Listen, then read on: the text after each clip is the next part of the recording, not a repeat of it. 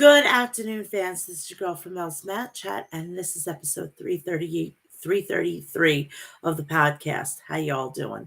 I'm a lot better this week. I had so much to do and so little time. So I had to, make do and just basically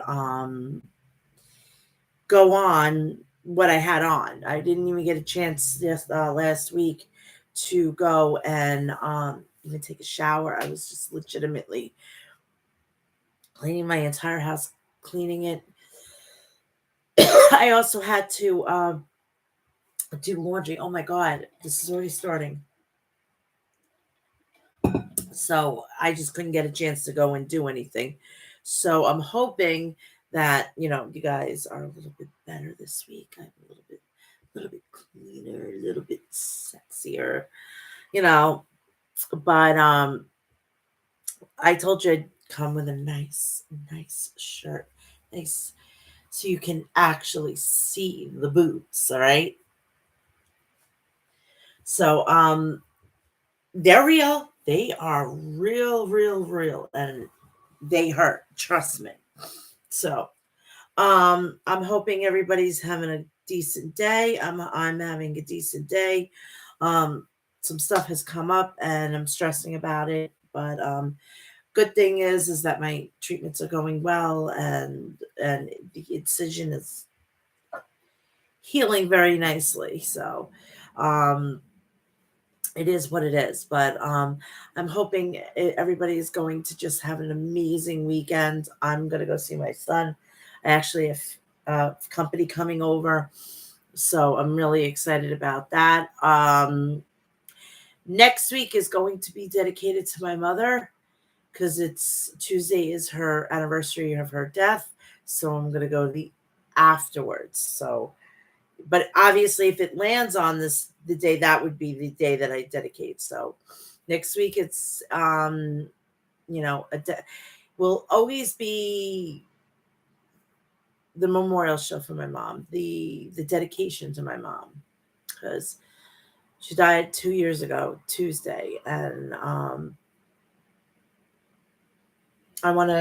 have a prayer that I want to share with you that means the world to me, and I want to give you a little insight of my eulogy and what I said a little bit. So you're gonna take a look at. You're gonna be anticipated for that, and we're gonna just keep getting closer and closer to WrestleMania, and hopefully that we are going to enjoy WrestleMania, and we're not going. Hopefully, nothing else happens. And we're gonna have a good WrestleMania, and I'm gonna have actually a good Easter, and I'm gonna have a great weekend of that. I also want to wish everybody a happy Purim, my Jewish fans. Hopefully, everybody is having a great Purim. Um, Eat your hearts out tonight. Honestly, seriously. Tomorrow's my cheat day. I've lost another 5 pounds. Yay! Suck it.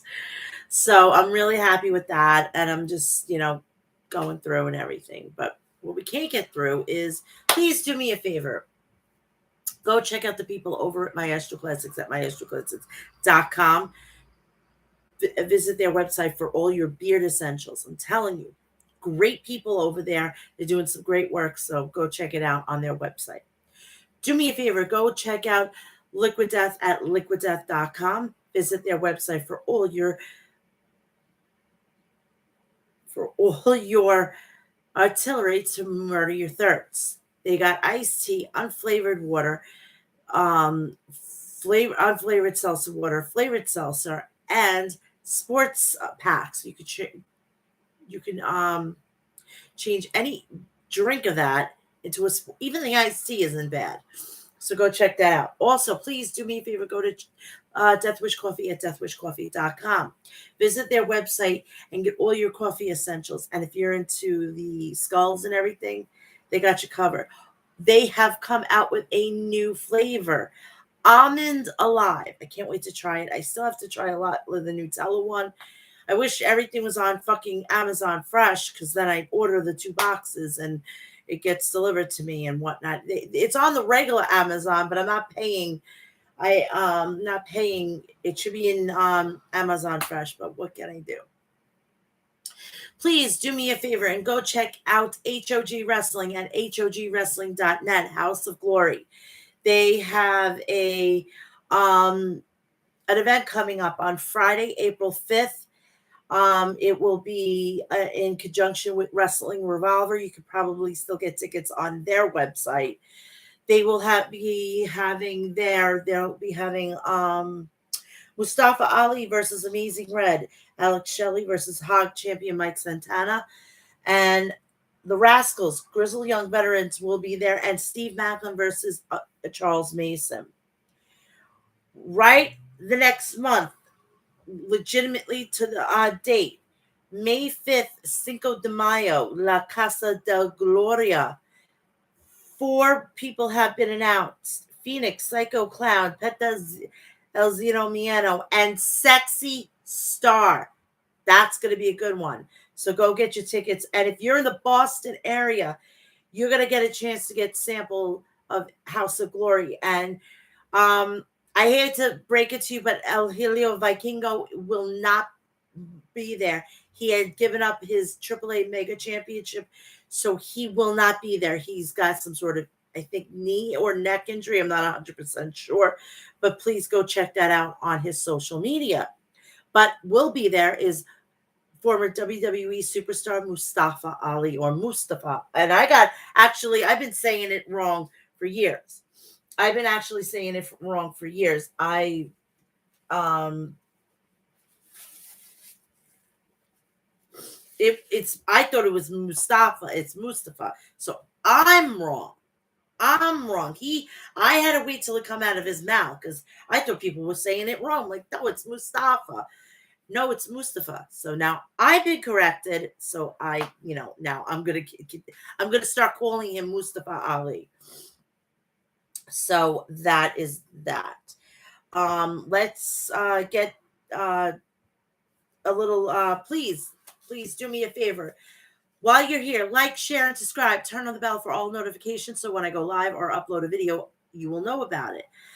I know I haven't got my WrestleMania schedule out. I will be getting it out either tonight or tomorrow while I'm, visiting my son. I can sit and type out some stuff on my phone, and then it'll be on X and here in the posting center.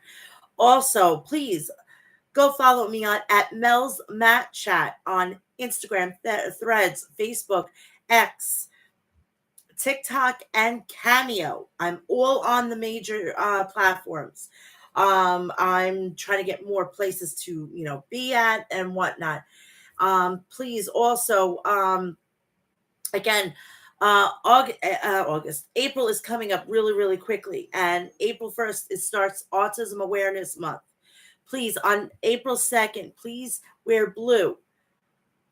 Take a selfie of you. Hashtag it World Autism Awareness Day. Because I'm the voice of the voiceless. I'm an advocate. My son is severely autistic, and this is a cause that is really near and dear to me. I would like to get more things out about it, and I would like to make sure that, we could possibly maybe find a cure or a solution to this, because it's not fair. It's not fair that these human beings are living life, and they are living it to the best of their abilities. But wouldn't it be great to say, hey, you don't have to live like this anymore. We can help you. And that's why I'm doing what I'm doing. So please remember, April 2nd, World Autism Awareness Day. And then the entire month of April is World Autism Awareness Month. So, I wear blue, shouldn't you? And we need to get this cause out. Hi, Chunky. Hiya. I made it. How are you today? Great. How about yourself, sweetheart? Welcome. Welcome, Chunky. See, I look a lot better than I did last week. I had to, get a little freshen up. So, all right. There was a little it was very convoluted this week with AEW. So I have to do, I have to do last week's um, Rampage, last week's Collision, this week's Dynamite, and we are doing another Rampage. So we're gonna be doing it flowing that way.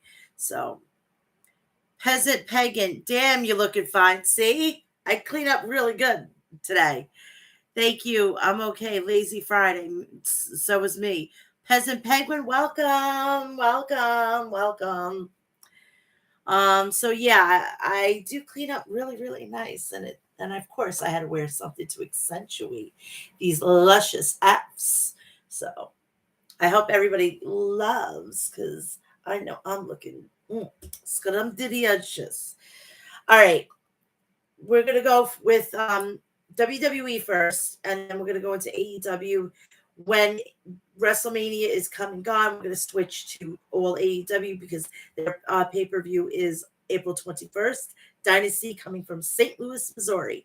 And so of course I'm gonna be covering that. But I actually, you know what? I actually can relax that day because guess what happens? It's a Sunday. And that means I can actually do the preview predictions on Sunday morning, and then I could do the review on Monday. Because you think I'm going to do that on Monday morning at like midnight? No, thank you. Oh, thank you, Chunky. Chunky, yeah. Is it? It's Chucky. Sorry, I didn't see the U. I am blind as a bat. I am sorry. So we're gonna get you ready for SmackDown tonight. We're going to review what's going to go on, what went on Monday Night Raw. We're going to do the whole gambit of all AEW shows, which were Rampage, Collision, Dynamite, and a Rampage that was followed by Dynamite. So it's going to be a long haul. So why don't you strap up and let's go for this lovely ride. So here we go. Last week we had Bayley versus Dakota Kai, Rey Mysterio to return, the Bloodline, and the Rock segment, 6-pack ladder match, qualifier match, the New Catch Republic, Pete Dunne and Tyler Bate versus Pretty Deadly, Elton Prince and Kit Wilson. 6-pack. Another one of these matches were Legado del Fantasma versus the LWO. So we started off with basically the video package recapping of what's the current situation with the Bloodline, Cody Rhodes and Seth Rollins. Corey Graves and Wade Barrett welcome you to Monday night, to SmackDown. So The Rock starts off by saying he's usually tortured every city he is in. But tonight is different, as Memphis was a place where The Rock started his wrestling career. The Rock jokes about Flex Kavana. The Rock then says they are going to have some fun as it is the home of the blues. The Rock then highlighted the band he has with him and says this song is about what will happen to Cody Rhodes and Seth Rollins at WrestleMania 40. The Rock then says he's going to lay the smackdown on Cody Rhodes and his best friend, the Clown. The Rock then says he could beat them with his fanny pack. The Rock says Rhodes won't have a choice but to cry to his mom. The Rock then brings up Rhodes' mom and calls Cody a mama's boy. The Rock then says this is a story about how Cody was born. The Rock then says that Cody turned out weird and he shows Stardust on a video screen. The Rock then jokes about Dusty Rhodes being on drugs and using cheap condoms, as he says Rock was a mistake. Cody was a mistake. The Rock then calls Seth Rollins a living embodiment of cringe. The Rock then says it's no wonder Seth's wife is more popular than him and threatens to make Rollins' title disappear.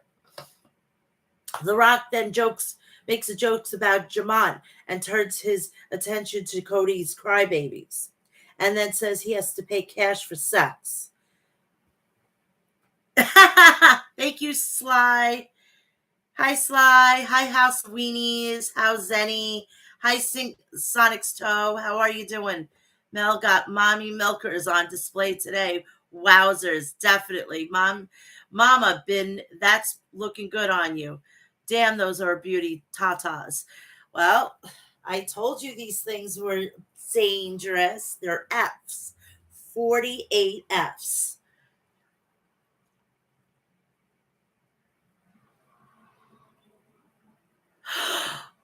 Oh my God, that's terrible. Yikes. Thank you for Sonic's Toe for giving me that information. Jesus Christ, that's terrible. Cuppers. Hi, permission. Welcome.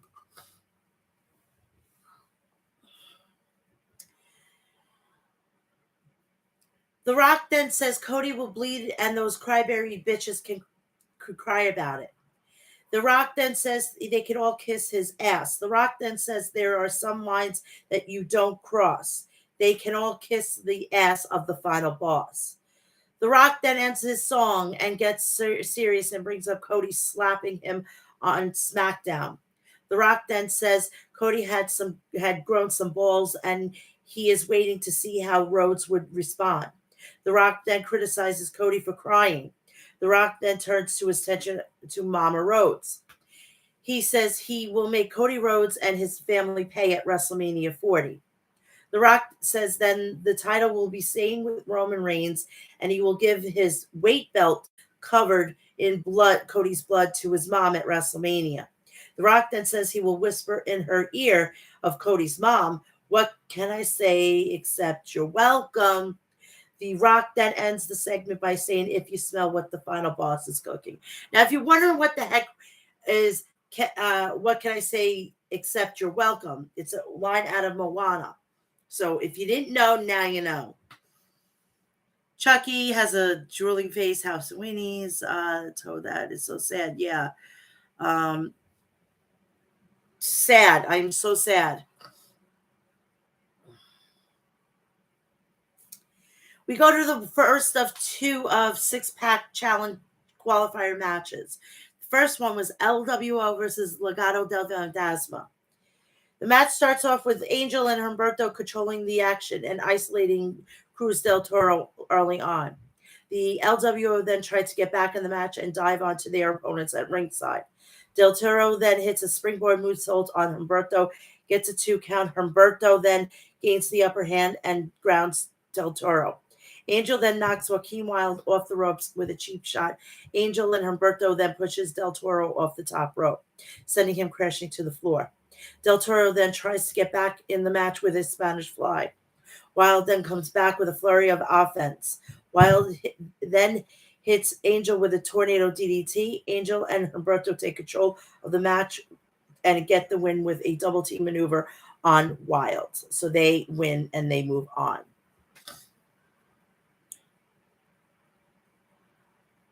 A three, that's going to cost money. You want to see anything other than just this? It's going to cost you money. It's going to cost you money. And I'm trying to set up a kind of an OnlyFans because OnlyFans is, they fucking suck dick. I have given them a picture without makeup, without filters, and everything. They say I'm still using filters. I don't understand how. I mean, Jesus Christ. Seriously. So I've gone outside. I've gone, in a lightly lit room. I don't know what else to do. So I may have to also, I may put a Cash App or a like my PayPal or something in my bio and everything. And if you want to make a donation there, you can. You could also go through Cameo. Go to Cameo. I can actually I can actually show you, like, I can tell you stuff. Like I could tell you, like, very something sexual or something like that. Get on me on there. I have private. You could pay private messaging too. I could do video like a face chat or something like that. Go check it out. It's Mel's Mat Chat on Cameo. So we go then head to Caleb Braxton. He's interviewing LA Knight. Knight starts off by calling AJ Styles out and he's staring Styles to humble him. There is no response, and Knight says Style isn't big enough for this ride. Knight then questions Styles for not showing up, and then Knight calls Styles the biggest mark of them all. Knight then says he knows somewhere Styles could show up, and that's WrestleMania. Knight then challenges Styles to face him at WrestleMania. Knight also says he will own Styles' ass at WrestleMania. Styles then attacks Knight from behind with a chair and accepts Knight's challenge. So it's official. We have AJ Styles versus LA Knight. Yeah. We see WWE United States Champion Logan Paul have a talk with SmackDown General Managers Nick Aldis and ask him how the Viper Randy Orton will be punished for his actions last week. Paul says he thinks Orton should apologize. Aldis says Paul should request that apology in person. Paul then takes a shot by Aldis by saying he can't trust Aldis to do his job as he hasn't found him opponent at WrestleMania. Again with the stupid, it hasn't changed. You want to see it? All right. It has not changed. In fact, I got rid of some stuff. I got pot brownies. I'm making my world famous sausage and peppers and onions because I'm having company this weekend. I got butter. I got cold cuts. I got juice, iced coffee, milk. I have soda for my son I'm bringing tomorrow. I have wine on the door, which you can't see, but I got condiments and stuff like that, and yogurt. Nothing too spectacular. Seriously. I actually don't have a boyfriend. I'm single. I mean, I have a boyfriend, but we're more of fuck buddies, basically. I have a healthy sex life. Trust me. I have a very healthy sex life. I mean, I am legitimately, I got them on the phone, basically. Like, I don't get a moment's notice, a moment's peace. So yeah, I got men that want me, really want me. Because I'm losing weight, I'm getting thin, I'm getting even sexier. I'm just looking the best that this person that can look like. Wine. Yes, I drink wine. I'm a fucking 41-year-old woman. I could drink wine, okay? Sweet cheeks. Hi, Bumper. Hi, Don Spaghetti. How are you? Yeah. What I will do, I have a great idea. I have a superb idea. After this, after I finish this, I'm going to release a video on my stories with a fridge tour. Even I'll do my freezer. So you're going to get 2 stories on my YouTube. So go check them out and remember to follow, share, like, and subscribe. Hey, Mr. Zaki boy, how are you?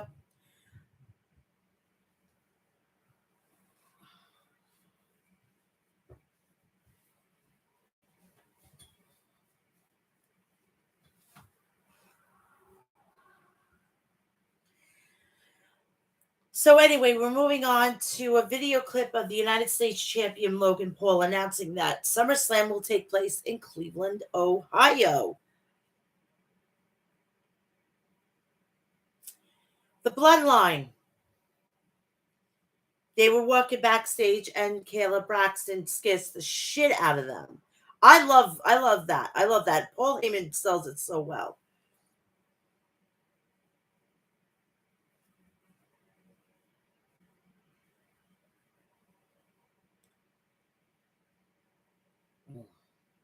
So we have the singles match. Randy Orton versus Grayson Waller. So the match starts off with Orton and Waller facing off. Logan Paul then makes his way and joins the commentary desk. Waller then takes advantage and punches Orton in the corner. Orton then turns around and punches Waller. Both men head to the outside, and Orton sends Waller into the timekeeper's area. Waller then gains momentum by slamming Orton onto the commentary table. Orton then rallies and slams Waller onto the commentary table. Theory then distracts Orton, but Orton dodges Waller and sends him crashing into Theory. Orton then hits Waller with a patent draping DDT. Theory then saves Waller from an RKO, but Orton hits Theory with a patent draping DDT. Orton then hits Waller with an RKO and gets the win. Winner, Randy Orton. Jerry Springfield. I don't wrestle, but I do wrestle in another way. If you ask the male boy toys I have, they love to wrestle with me. Because since I'm a mom, I'm a legit mom. I have an 18-year-old fucking kid, and I'm not joking. I am legit. No fucking bullshit. I have a kid that's 18 years old, so I am a mommy. And you know what Rhea Ripley always says: "Mommy's always on top."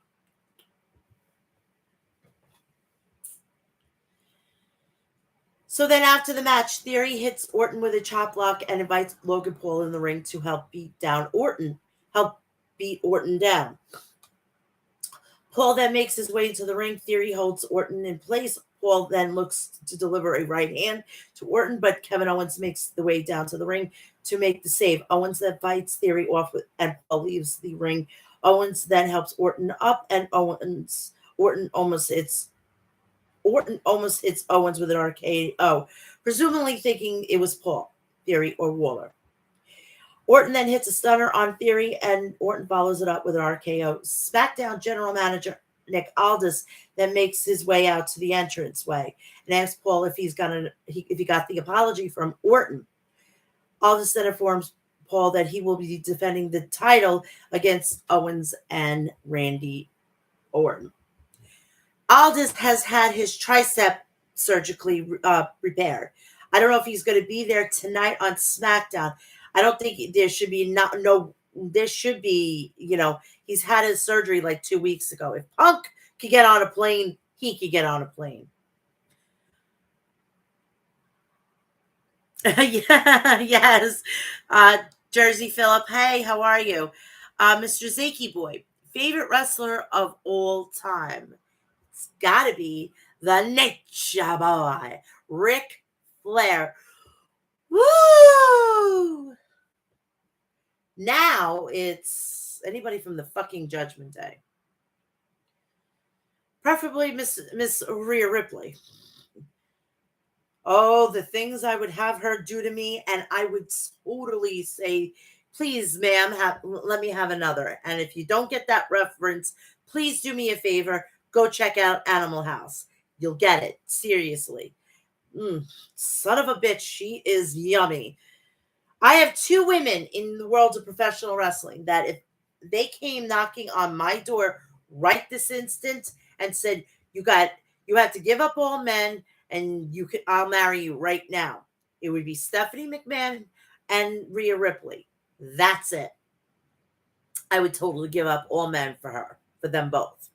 Now, I could be a little greedy and have them both. I mean, a girl could dream, We go to Damage Control. It was interviewed by Kayla Braxton. Dakota Kai called Bayley out and said she's going to break Bayley. Kai says it's all about Bayley doing because Bayley was jealous of Io Sky. Kai then says they had to cut Bayley loose for Damage Control to grow stronger. Kai says Damage Control runs SmackDown. Sweetheart, if you're gonna mention women's champion, the first person I'm gonna think of is Rhea Ripley. So she runs the entire women's division, including NXT. Thank you very much. We get an entrance we get the singles match. No, it's not a singles match.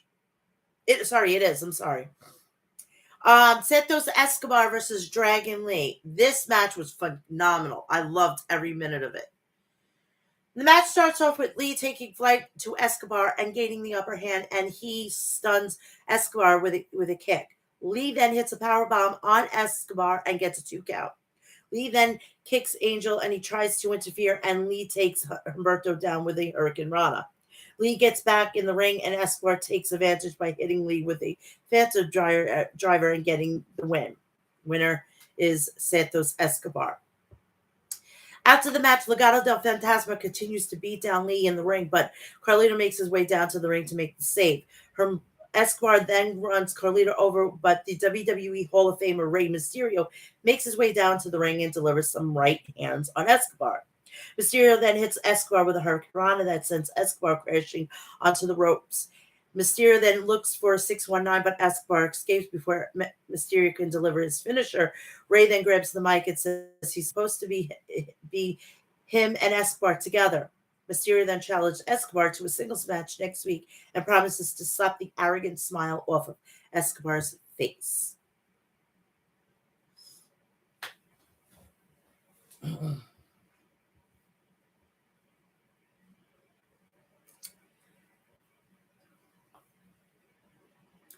We have the second six-pack ladder match challenge. We have Pete Dunne and Tyler Bate versus Pretty Deadly, Elton Prince, and Kit Wilson. This was another hell of a match. They work so good together. And it's just, I would have accepted this as the tag team match at WrestleMania, but that's neither here nor there. The match starts off with Dunne controlling the action early on. Prince then sneaks up from behind and trips Dunne on the apron, which helps Wilson gain the upper hand. Pretty Deadly then isolates Dunne, and Dunne tries to get back in the match and tags Bate in. Bate then clears of the house with fury of offense. Bate then hits a standing shooting star press on Prince, followed by an air placement. Bate then slams Prince. Dunne then rallies with a series of strikes. Bate and Dunne then double team Wilson. All four men then trade strikes. Pretty Deadly then slams Dunne into the ring post and a double team. Bate then blasts Wilson with a clothesline. Bate and Dunne then hit Wilson with a burning hammer for the win, and they're going to WrestleMania. I'm wondering, for the people who are still here, I'm considering picking a moderator. If you are interested, give me a thumbs up in the chat.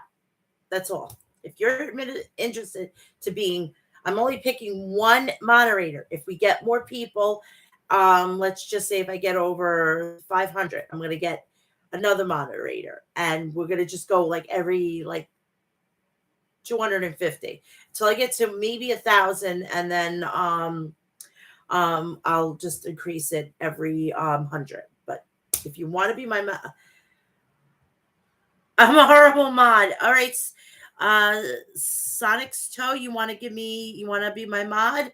All right. You're candidates, and I will, if you remember, Sonic Toe, I want no derogatory things about me, and you please realize, like, no slurs or anything like that, and no N or R words. If you don't know what that is, please go into my X account and DM me, and I will elaborate. But please, no R words, no N words. And if you're going to be mean, he's going to take you out. All right. Let me see if I can get this. I got to wait till you go up a little further on the chat because I can't get hide add as a moderator. Standard moderator.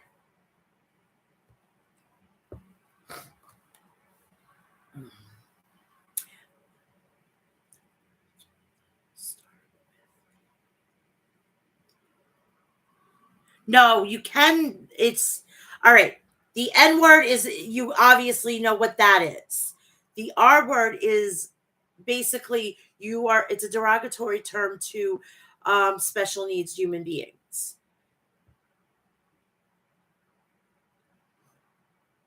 Thank you, Chucky. I appreciate that. I already got it. I figured it out. This is all new to me. So yeah, no. All right. It's what you shouldn't be calling an African American person. All right. That's the N word that I'm not going to tolerate. So, Sonic Toe, if you get those two words, they're out. And if they're saying anything terrible about me, and I will address it, and then I'll give you the go ahead to either keep or to get rid of. Okay, great. Sorry, I am from Italy. That's okay. That's quite all right. So it's not a problem. Uh, ciao bella, Don Spaghetti. They announced next week's lineup. We get the entrances for the next match, which is the main event: Bailey versus Damage Control's Dakota Kai. The match starts off with Bailey hitting Kai with right hands, but Kai rolls out of the ring. Bailey then puts Kai back in the ring, and Kai hits Bailey with an open bomb strike. But Bailey pushes Kai into this corner and delivers a stomp on Kai in the corner. Zayn then jumps up on the apron, but Bailey nails her. Bailey then trips Kai on the apron and hits her with a suplex off the apron. Bailey then hits Kai with a running knee and to her head. Kai then lands her knee into the back of Bailey's head, and Asuka takes a cheap shot while the referee is distracted. Bailey then climbs to the top rope, but Kai hits her with an insecurity and joins Bailey. Bailey then fights Kai off and hits Kai with an elbow drop, but Kai responds with a kick to Bailey's head. Zayn then tries to interfere, but Sky pulls her off while the referee is distracted. Kai then hits a running kick to Bailey, but Bailey hits her with a power bomb and several right hands. Bailey then turns around and Sky is in the ring with her. Belt. Asuka and Zayn look to interfere, but Bailey nails Sky and then hits Bailey with her belt, and the referee calls for the bell, and it was a disqualification, basically.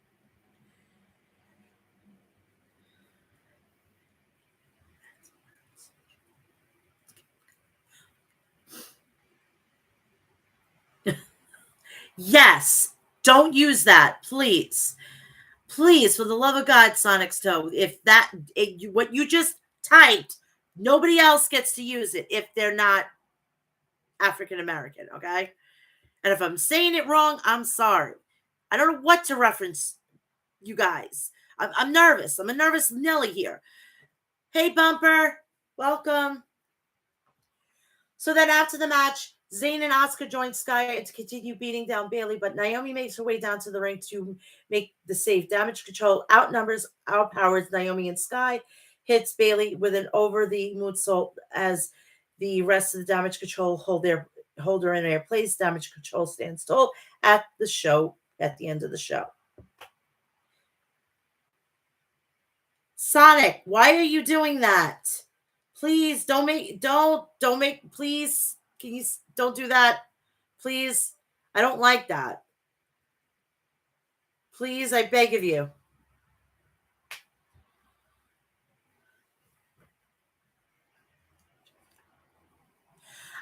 I'm no, please. If then I'm gonna ban the entire word, please. Please, I don't want that. I'm not a racist. And I'm gonna let you in on a little something. I may look white, but I'm not all white. I'm not all white. I'm Irish, Italian, Puerto Rican, and German, which means being Puerto Rican, I'm partially black. I have 20% black in me. And I'm Roman Catholic, and I love all races, all creeds, all colors. And I don't want my chat to have this. All right. I really protect that. And I love everybody. And as long as you know, here to whatever, you don't have to worry about it. Just be nice. Iced coffee for the win. Cool. I'm 20%. I found out through that DNA thing. I'm Jewish. Well, happy Purim.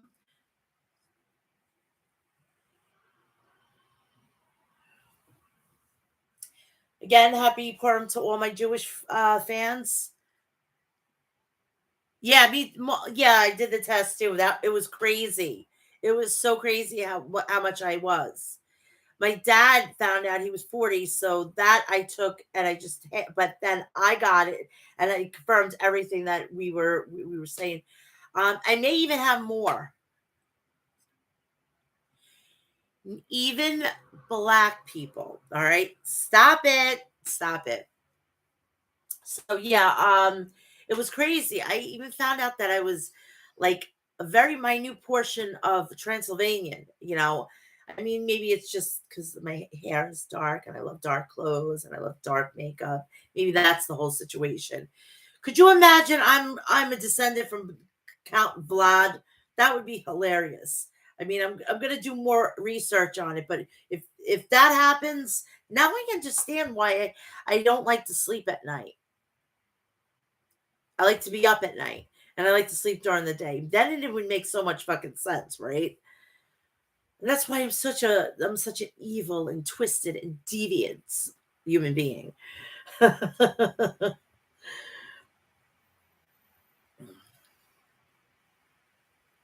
Ah,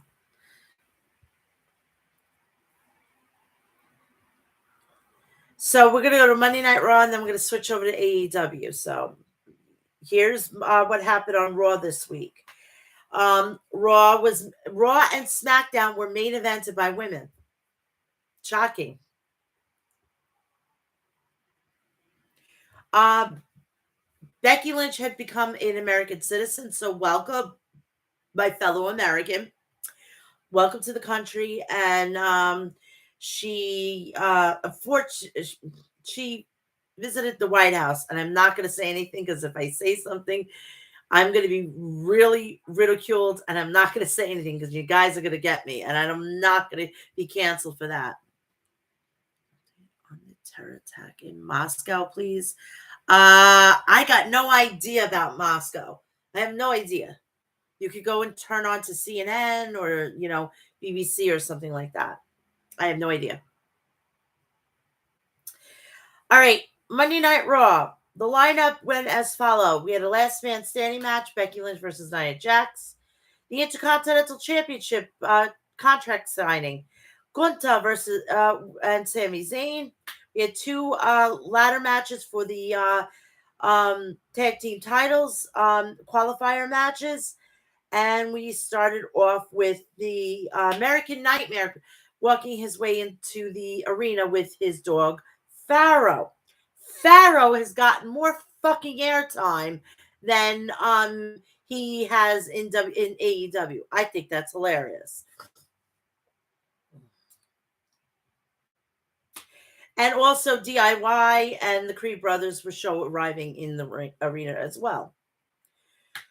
So we started off with Jimmy Uso. And Jimmy Uso would be just the third ever brother versus brother match at WrestleMania. Michael Cole mentioned Bret Hart versus Owen Hart, which I was so happy. Michael, please keep Owen Hart's name coming out of your mouth, because the more you do it, the more fucking Martha Hart. Oh, sorry, we gotta address her by her fucking cunt name. Her fucking cunt name is Dr. Martha Hart. Because the more that they mention him, the more that she's going to have to address this situation, and the more that she's going to have to say, you know what, I was wrong. We need to put him in the Hall of Fame. And Jeff Hardy, Matt Hardy and his wife Rebby were actually at Monday Night Raw. I know, surprisingly, he's under contract into AEW. I know, shocking. So, Cole also announced a sold-out crowd, over 14,000 fans for the show. I haven't seen these numbers in fucking almost 2 decades. Last time I seen these fucking numbers and the way the crowd is filled up is during the Attitude Era. And I am legitimately godsmacked with this.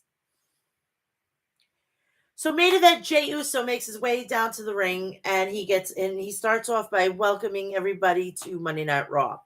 Jey then says he knows the bloodline is in the building. The crowd then does yeet chants along with Jey. Jey then asks where his brothers are at. Jimmy Uso then makes his way down to the ring through the crowd along with Solo Sequoia, slowly enters the ring. Jey Uso tosses his sunglasses as he goes face to face with Jimmy Uso. Jimmy and Jey stare daggers through each other. An Uso chant then breaks out during the stare down. Jey says it feels different, and regardless of what happened, he misses Jimmy. Jey then asks Jimmy to come back to him, and Jimmy says he never left Jey. He protected Jey at every turn. So he let's dissect this whole situation. So he basically protected him. What if he would have gotten the world's heavy or if he would have dethroned Roman Reigns? Would he be the new tribal chief? Would he get jealous? Or if he was going on his own getting the Intercontinental Championship? Why? He wasn't on the brand. He didn't have nothing to do with anything. So he comes over and fucks his brother.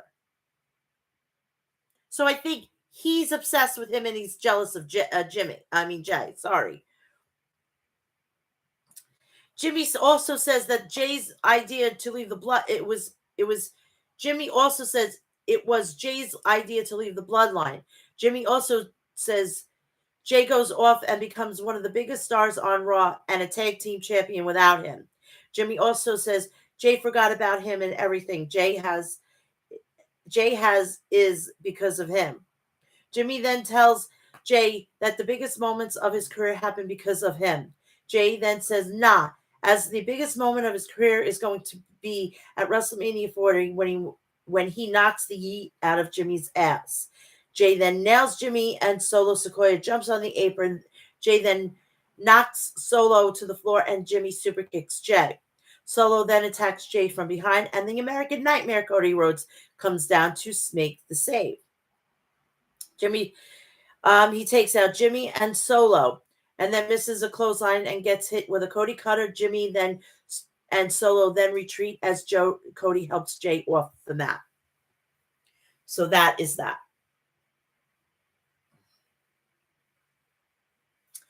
We get a video package with Becky Lynch and Nia Jax that is promoting tonight's main event. We then head back where Raw General Manager Adam Pearce was having a heated conversation on the phone when he was approached by Paul Heyman. Heyman assures Pearce that what would happen with Jimmy and Solo earlier was not authorized by him or anyone else in the bloodline. Heyman also assures Pearce that on Roman Reigns' word, Jimmy and Sequoia were gone from the building. Heyman then assures Pearce that he was the only there on official business and that he would leave once the business was over. Heyman also teased that everyone would get caught off guard by what happens later on tonight. We go to the first qualifier match for the tag team titles. DIY versus the Creed brothers. The match starts off with Tommaso Ciampa and Julius Creed. Ciampa slaps Julius after both men have clean break in the ropes. Julius then takes Ciampa down and Ciampa rolls out of the ring to stop the momentum of Julius.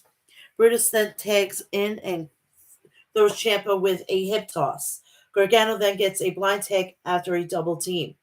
Ciampa blasts Brutus with a lariat.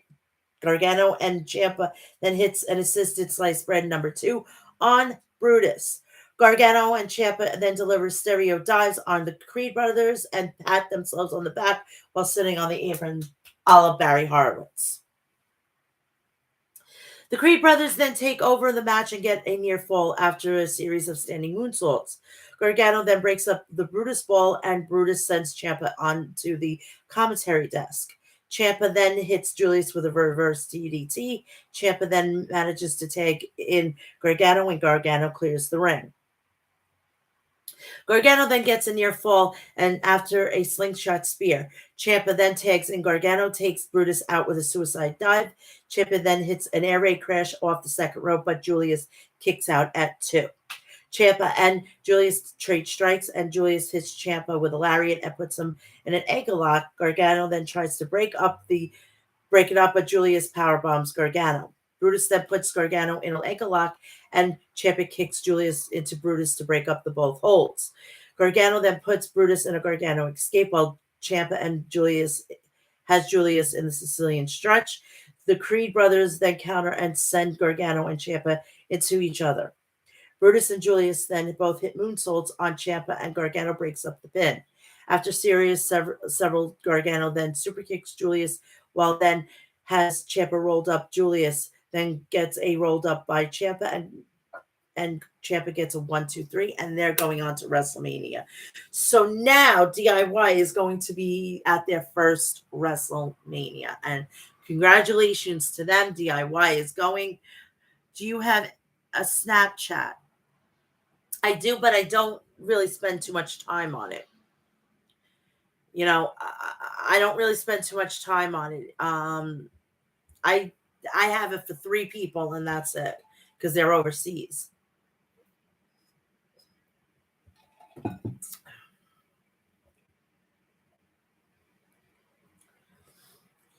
We head back to where the Judgment Day talking with Andrade in their lounge about potential future alliance. The Judgment Day tell Andrade that he has a match next week, and they will be watching him closely.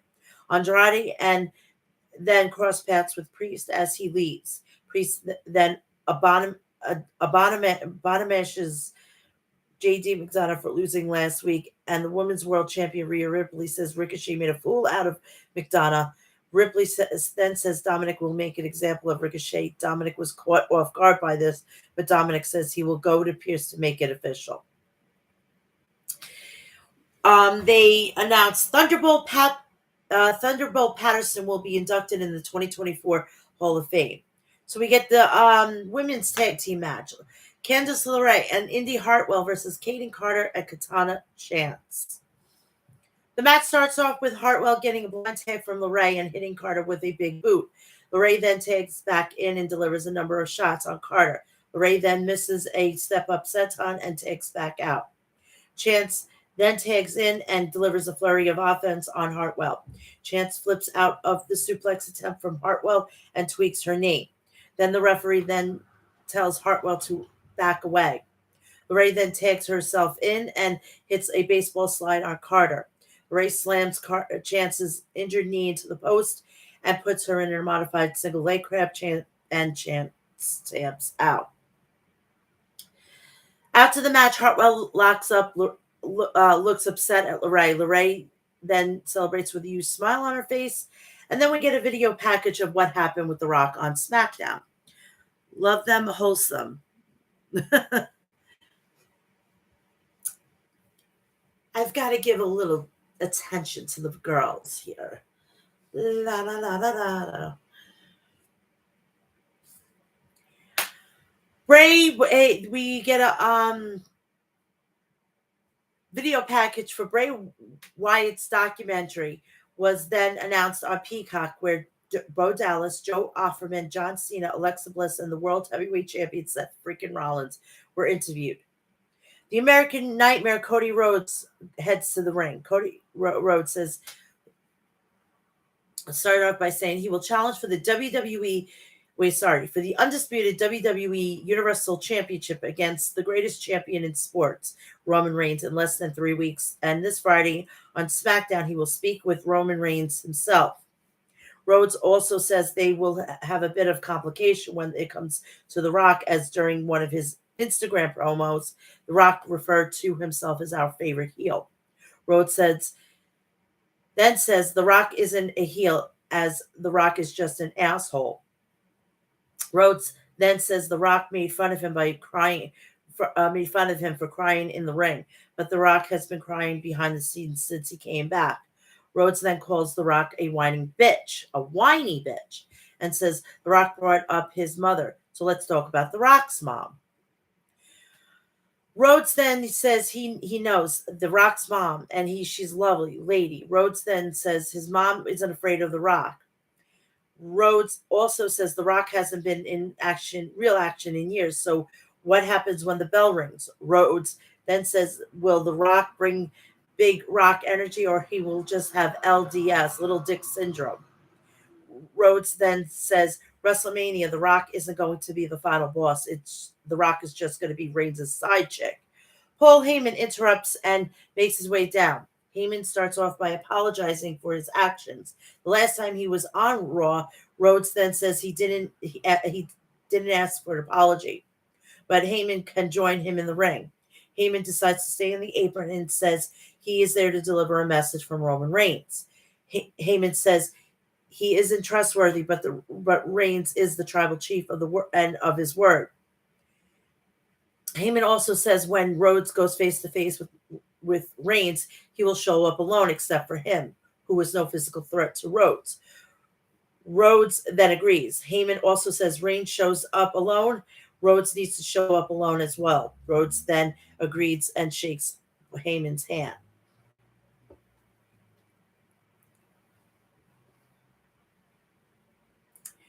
We head to the back where Nia Jax and says Becky Lynch has ever beaten her and never will.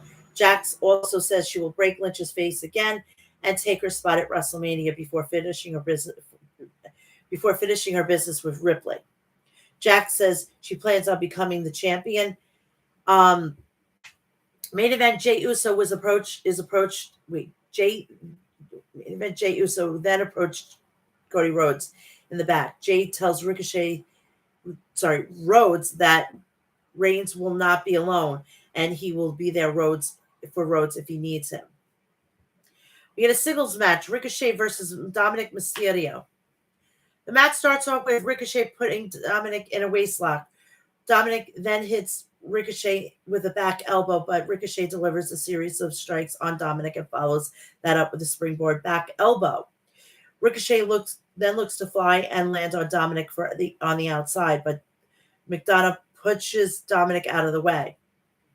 Ricochet then flies over the top rope and lands on Dominic. Then he gets him back in the ring. McDonough then grabs Ricochet's ankle as looks to follow him back inside. Dominic then takes advantage and drop kicks Ricochet out of the ring. Ricochet looks to fly inside the ring from the apron, but Dominic trips him and sends him into the mat with a face buster. Dominic then looks to hit the Three Amigos on Ricochet, but Ricochet counters the move into a brain buster and gets Dominic on his shoulders before hitting Dominic with a couple of double knees.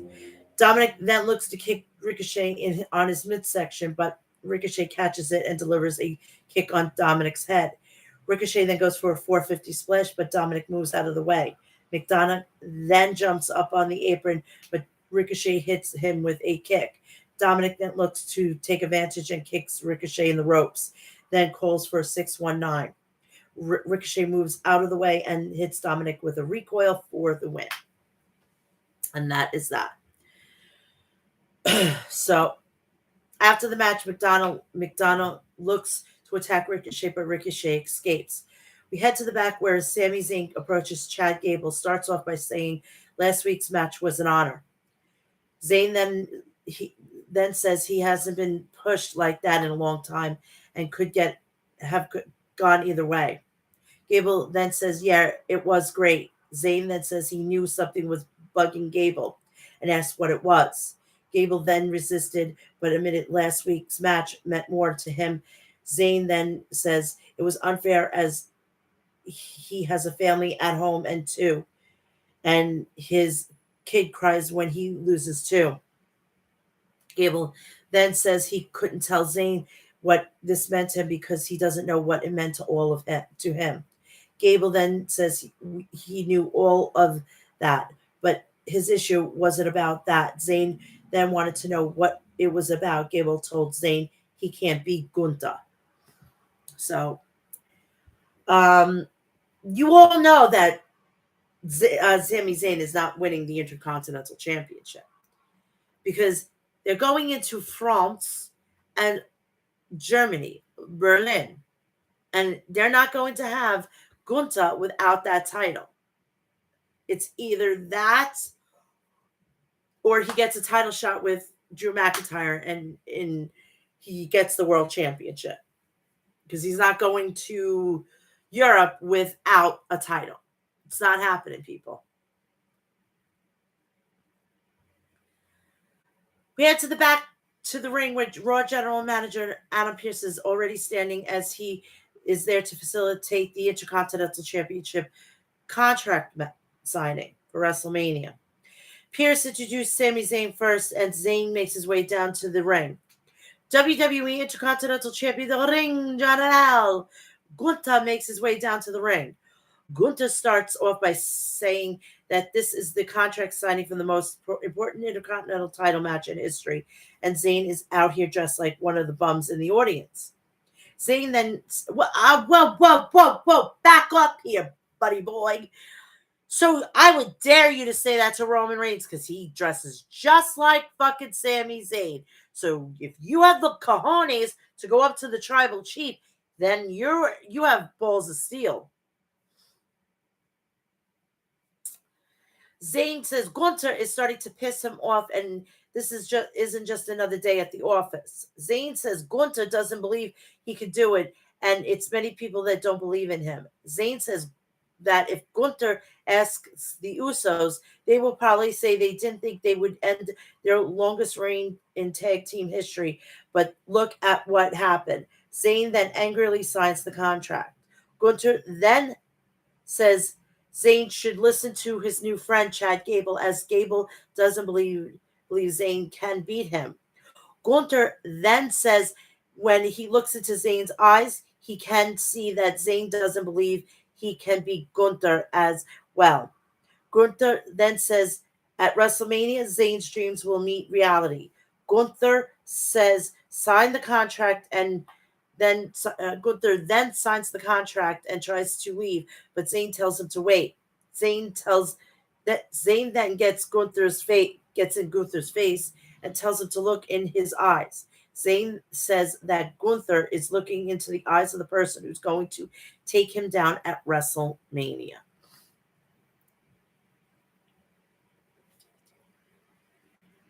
Oh, your fangs, Chucky?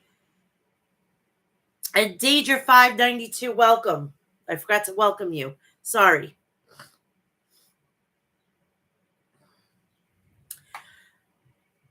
The camera then stays on Zayn and makes his way through the back. Zayn marches right past the Miz, R-Truth, and DIY. Miz tells the Truth that they needed that same mentality in their match tonight. Indus then walks by, and Truth says he felt sorry for whoever had to fight them. We get the next the qualifier match. I know, I would love that.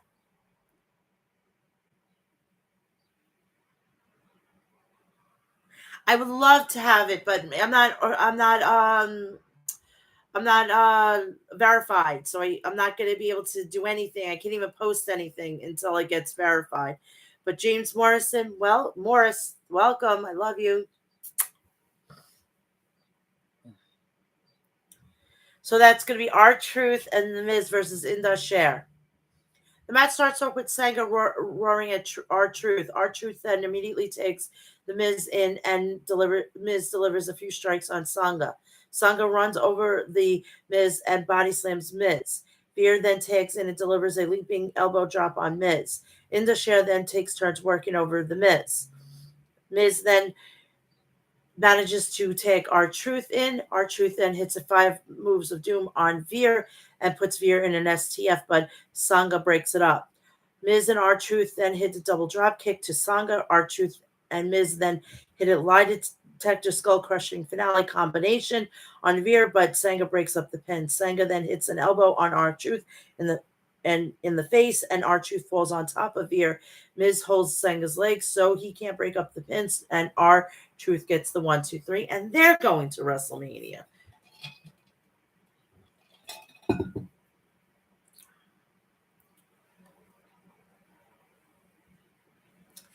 We head to the back where Sami Zayn confronts Chad Gable. Zayn says he wanted to know why Gable thought he couldn't beat Gunther. Gable says it wasn't just a physical game with Gunther, it was mental. Zayn then says he made it clear he made a career out of being the underdog, and that crawls his way out of any hole he is in. Gable then says Gable finds the window of an opportunity that doesn't happen with Gunther.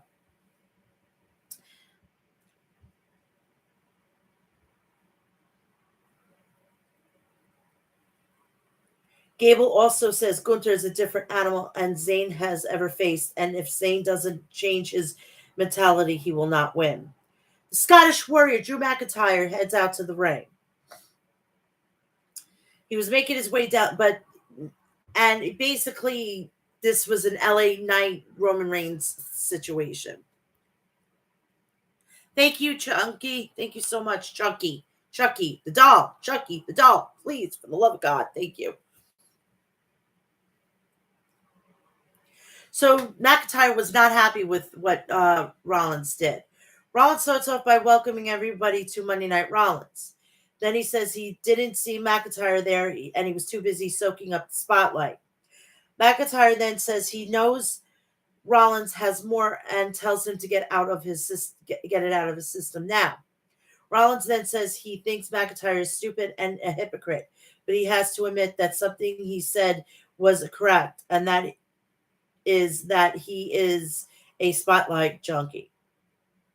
McIntyre then tells Rollins that everything is a joke to him and says the only thing that he cares about is his WrestleMania match against Rollins for the World Heavyweight Championship. McIntyre then says the punchline will be dethroning Rollins. Rollins says that this isn't a joke to him, and McIntyre saying he's a spotlight junkie isn't a joke. Rollins says he has been in the wrestling business for 20 years, and every time he goes through the curtain, it's a fix. Rollins also says he gets better every time he puts everything on the line. Whenever he enters the ring, he says he gets the fix from the fans singing his song.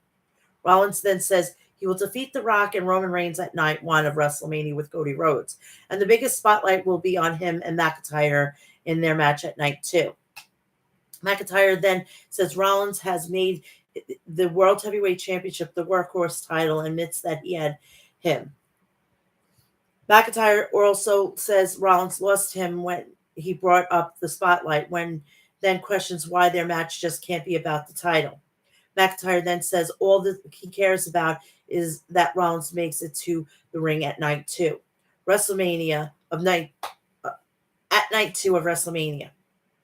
Then he says he won't get that moment that he deserves, but rather the one he earned. Rollins then says McIntyre is an addict, like he wants the spotlight as much as he does. Rollins also says since McIntyre won in an empty arena at WrestleMania 36, he's been waiting for his moment in front of fans. Rollins says when the lights were shining on him, the shines the brightest, and McIntyre will find out he's not as good as he thinks he is.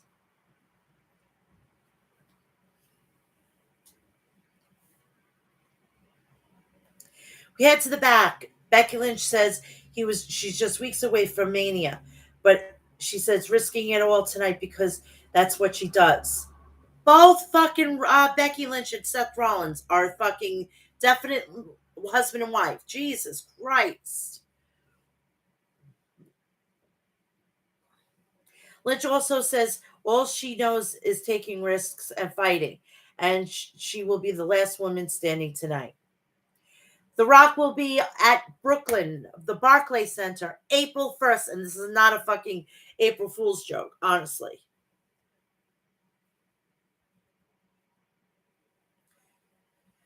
We get the second of the qualifier match to go to WrestleMania. So we have the New Day versus the Alpha Academy. The match starts off with Otis and Xavier Woods. Otis knocks out Woods knocks Woods down, and Tozawa tags in. Woods then delivers a kick on Tozawa midsection. Kingston then tags in. Tozawa delivers a Hurricane Rana on him off the second rope. Tozawa then flies and lands on both Woods and Kingston on the outside with a tope suicida. And Michael Cole called it that. Loving it. Love it. Otis then tags in and runs over both Woods and Kingston. Otis then hits Kingston with a slam and follows up with the caterpillar. Otis then looks for a Vader bomb, but Kingston avoids it. Tozawa then tags in and hits a crossbody on Kingston off the top rope, but Woods tags in and hits a tornado DDT on Tozawa. Out of the corner, Woods then climbs to the top rope, but Tozawa follows him. Woods then puts Tozawa on his shoulders, but Tozawa counters it into a Hurricane Rana and climbs back up to the top. Tozawa then hits a senton on Woods and goes for a pin, but Kingston breaks it up. Kingston hits a tornado DDT on Otis on the outside.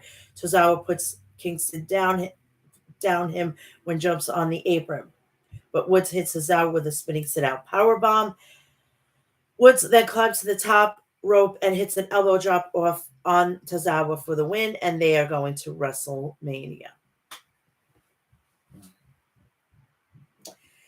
We head back to where Liv Morgan approaches Becky Lynch. Lynch asks Morgan if she has to watch out for her tonight.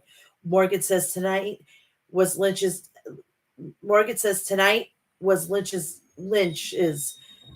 and tells her to kick Jax's ass. Lynch then nods.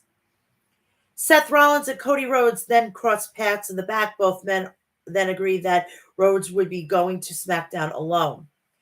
The next week, we have the Cult of Personality. We have the best in the world, CM Punk, going to be home in Chicago, and it's going to be fucking crazy. I cannot wait.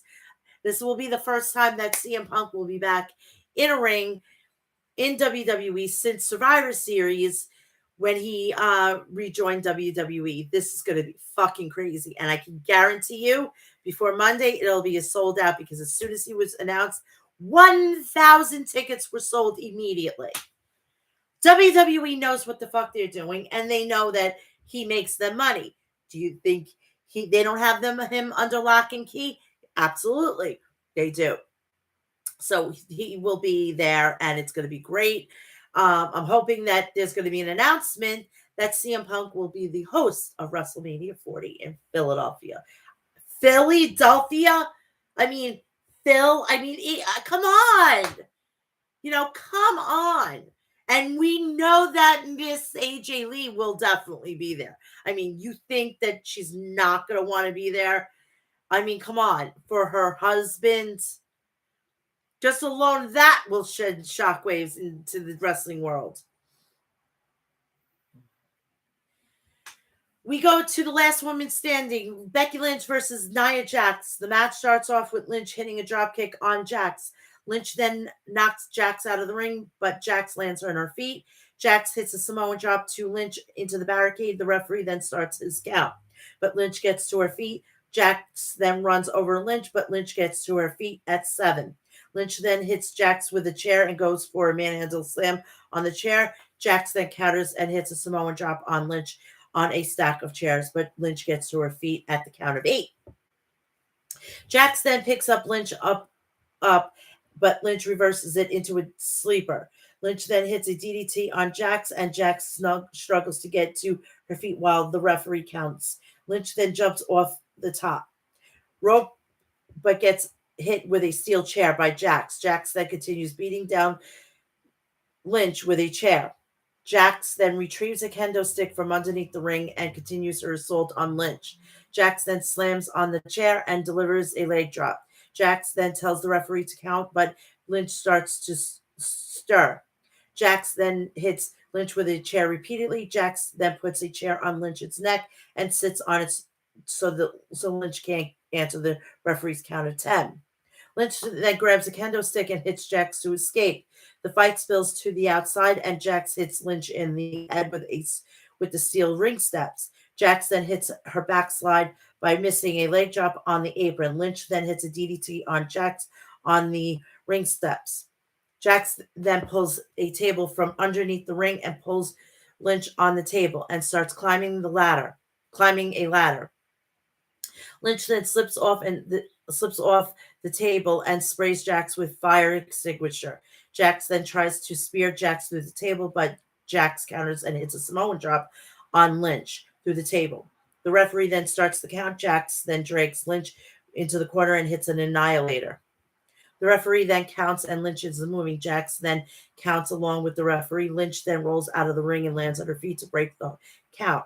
Jax goes for a Samoan drop through the table off the apron, but Lynch escapes and hits a manhandle slam on Jax off the apron. through the table. Lynch and Jax both manage to break up the count. Jax then leads against the announce table, and Lynch jumps off the ladder and hits a leg drop on Jax through the table. Lynch then uses the ring apron to get her, to her ref to get to her feet as the referee counts Jax down to 10, and Lynch gets the win. So the winner is Becky Lynch. Bricked up. MN, what's bricked up? Explain.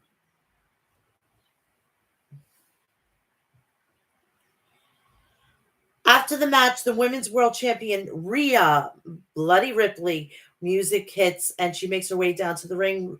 Ripley holds her women's championship and she says Lynch gets they both get into each other's faces as the show comes to the end.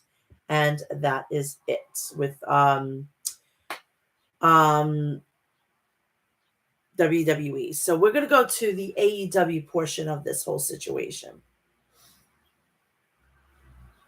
So we're going to have a little bit of a lengthy time here because I got to do, instead of 3 shows, I got to do 4 shows. So bear with me, and I want to retweet this out so we can, get more followers because I'm looking sexy today.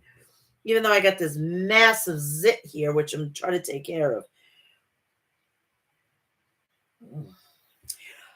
Before we go into the second portion of the show, please do me a favor and go follow me on X. Go follow me on Facebook, Instagram, Threads. I'm on TikTok, and I'm also on Cameo. If you want to do donations there, you can just have me say a couple of words, whatever. I mean, if you want me to say something dirty, you want me to do anything like that. But remember, keep it nice and keep it respectable, So go me. It's Mel's Mat Chat. It's so simple. All Mel's Mat Chat. All my handles.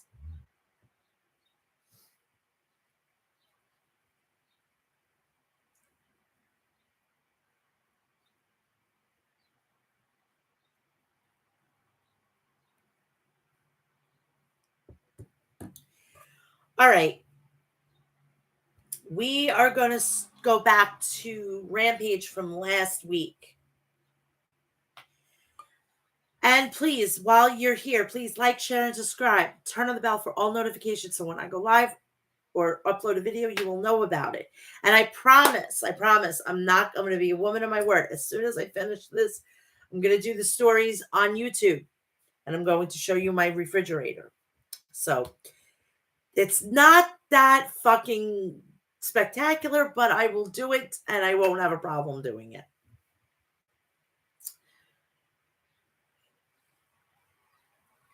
Rampage was coming from, they would pull up my fucking notes. Rampage was coming from the TD Garden in Boston, Massachusetts. So this was taken after last week with Big Business. So we started off with Best Friends, Orange Cassidy and Trent Beretta versus the Dark Order, John Silver and Evil Uno. Tony Schiavone sent out the condolences to the family of Jackie Crockett. He passed away. God bless Jackie Crockett, and said Chris Jericho.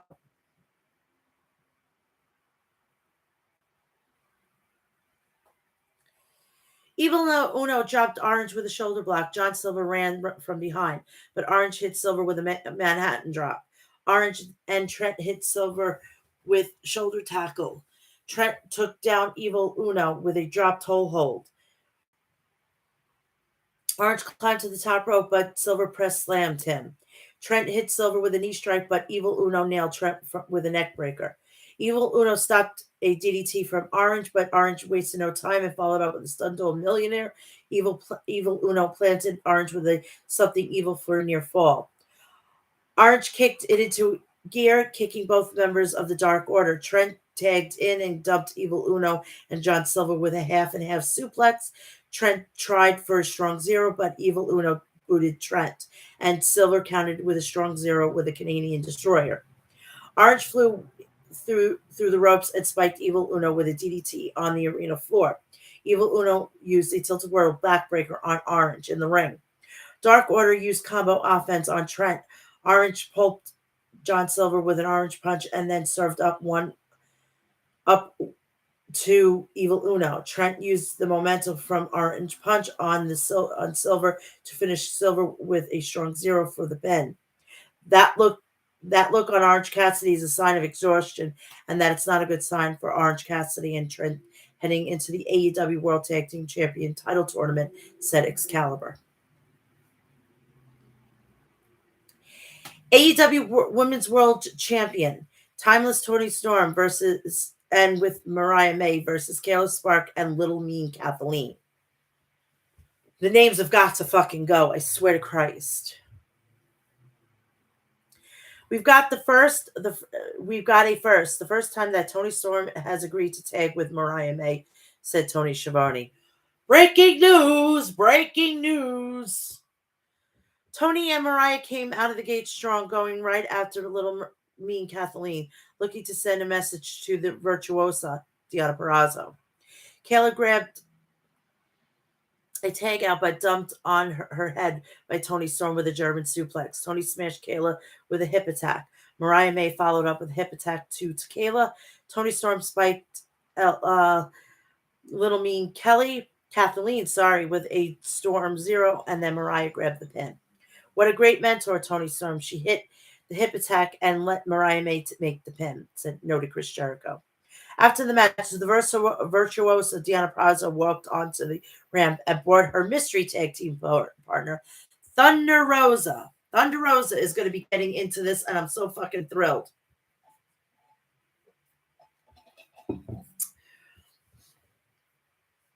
The virtuosa and Thunder Rosa sprint to the ring, and Toni Storm and Mariah May made a very swift exit. Purrazzo, that's what I thought, Tony. I guess we'll see you two next week. Bye. Konosuke Takeshita versus Commander.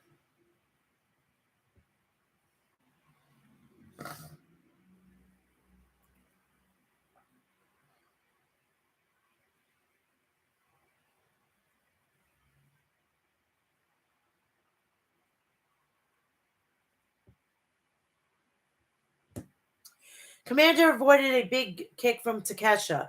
Commander rolled up Takeshita and nailed him with a knee drop and followed up with a lion salt. Commander tried to chop away at Takeshita, but Takeshita blasted Commander with a big boot to the face. Takeshita sent Commander soaring with an overhead release German suplex. Takeshita was looking for a turnbuckle brainbuster, but Commander reversed it with a stunner. Commander hit a moonsault off the top rope and onto Takeshita on the arena floor. Commander wiped out Takeshita with a springboard hurricanrana for a near fall on Takeshita. Commander charged at Takeshita, but Takeshita threw him to the mat. Takeshita countered a tornillo into a blue thunder bomb for a near fall on Commander. Commander reversed the power bomb attempt with a destroyer for a 2 count. Fans chanted, "This is awesome! This is awesome!" Commander attempted the rope walk shooting star press, but Takeshi raised his knee and countered it. Takeshi powerbombed Commander and clocked Commander with a knee strike. Takeshi walloped Commander with a spinning Falcon Arrow and scored the pin on Commander. A return from the Alpha. A return form from the Alpha, said Excalibur. Takeshi is the man, but I hate that he has Don Callis by his side, replied Tony Schiavone. There was a video package of the Professor, Serena D. I want to put this out there. Takeshi, I know, needs a mouthpiece. Why isn't fucking Tony Khan offering lessons, English lessons? This is going to become a problem if he keeps grabbing Japanese stars. Really, nobody's going to want to watch because they're going to have mouthpieces. I mean, Shinsuke's, he's getting away with that. Kazuchika Okada, He can fucking talk on his own. Tony Khan needs to invest. And if he's going to continue doing this and saving and keep bringing people in from Japan, this has got to be a fucking goddamn a prerequisite. You've got to learn some English to get by because this is ridiculous.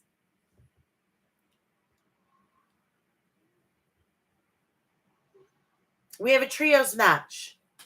The Kingdom, Matt Taven and Mike Bennett.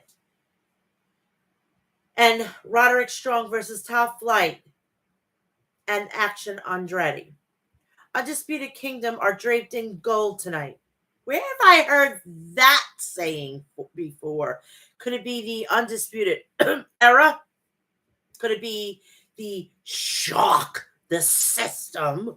I mean, Jesus Christ, cut and paste here, Tony. Cut and paste. Cut and paste. Cut, paste. Cut and paste. Seriously, okay? A lot of history between the Undisputed Kingdom and Top Flight, and it all comes to a head tonight here in our main event, said Excalibur. Strong charged at Action and booted him in the head. Bennett tagged out and drove his boot into the throat of Andretti. Taven grabbed a tag and nailed Action with a dropkick. Dante entered the match and rolled up Taven for a 1 count. Dante was looking for a DDT, but Taven shoved him off.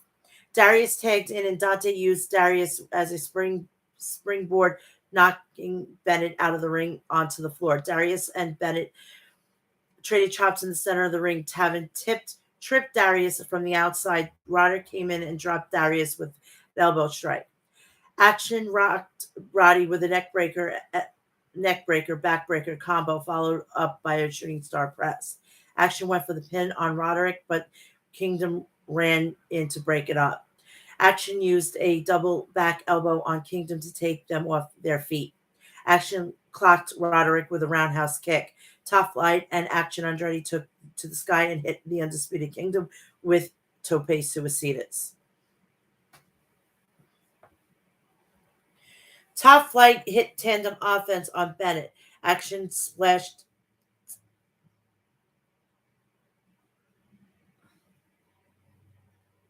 Sorry, I completely went too far. The Undisputed Kingdom regained momentum, isolating Darius and working on him over him. Darius vaulted off the corner and cracked Roderick with a kick. Dante tagged in and baited Bennett. Dante connected with a springboard crossbody on Bennett for a near fall. Top Flight hit tandem offense on Bennett. Action splashed Bennett with a springboard 450, but Taven ran in to break up the pin attempt. Action jumped off the ropes, but Taven countered with a kick, knocking the wind out of Action. Taven and Bennett were looking for a spike pile driver, but Action fought out of it. Taven jumped off the top turnbuckle, but Action retaliated with a thrust kick. Action and Darius and Action were looking for double suplexes on Bennett, but Roderick ran in and nailed both with jumping knee strikes. That knee is so dangerous, said Jericho. The Undisputed Kingdom also spiked. The Undisputed Kingdom spiked Action Andretti and with their pile driver. Roderick finished off Action with the end of Heartache and pinned Andrade. So Collision will have Kyle O'Reilly versus the Bounty Hunter Brian Keith, and much more. And they will be coming from the Canadian Tire Center in Ottawa, Ontario. And they're going to be going to Dynamite, which is going to be at the Coca-Cola Coliseum in Toronto, Ontario, featuring the Lionheart Chris Jericho versus Hook. We'll hear from Mercedes Moné. AEW Continental Championship match, Eddie Kingston versus Kazuchika Okada. Christian Cage versus the Rated R Superstar, Adam Copeland for the TNT Championship. And then right after that is going to be Rampage.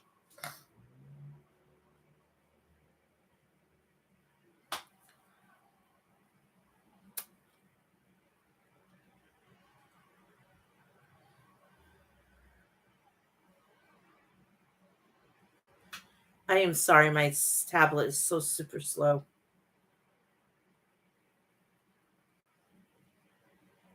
Just a little notation. Due to the March Madness, Collision may be preempted. So don't be surprised as future, things come up and everything.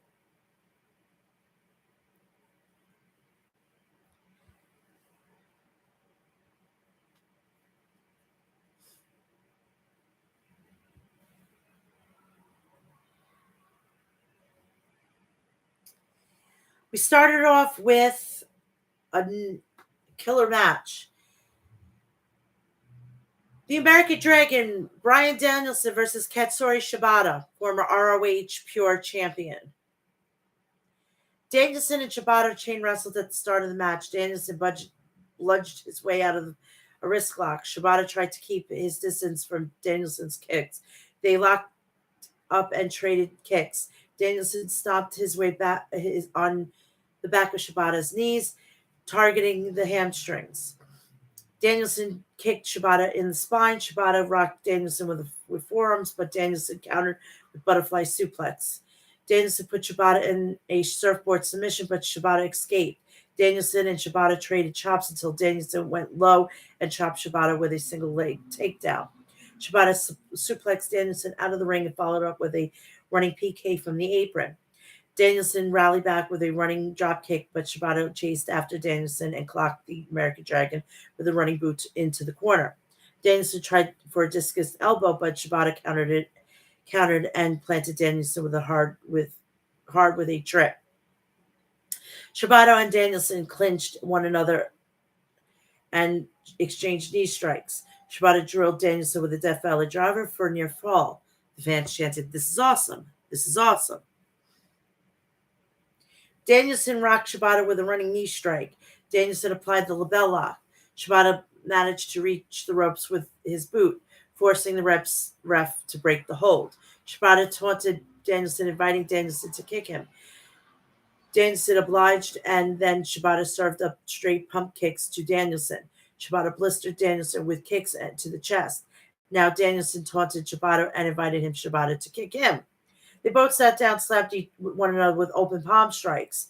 Danielson caught Shibata in the back of the head with a kick. Shibata dodged Danielson charging knee strike and put Danielson in the iron octopus.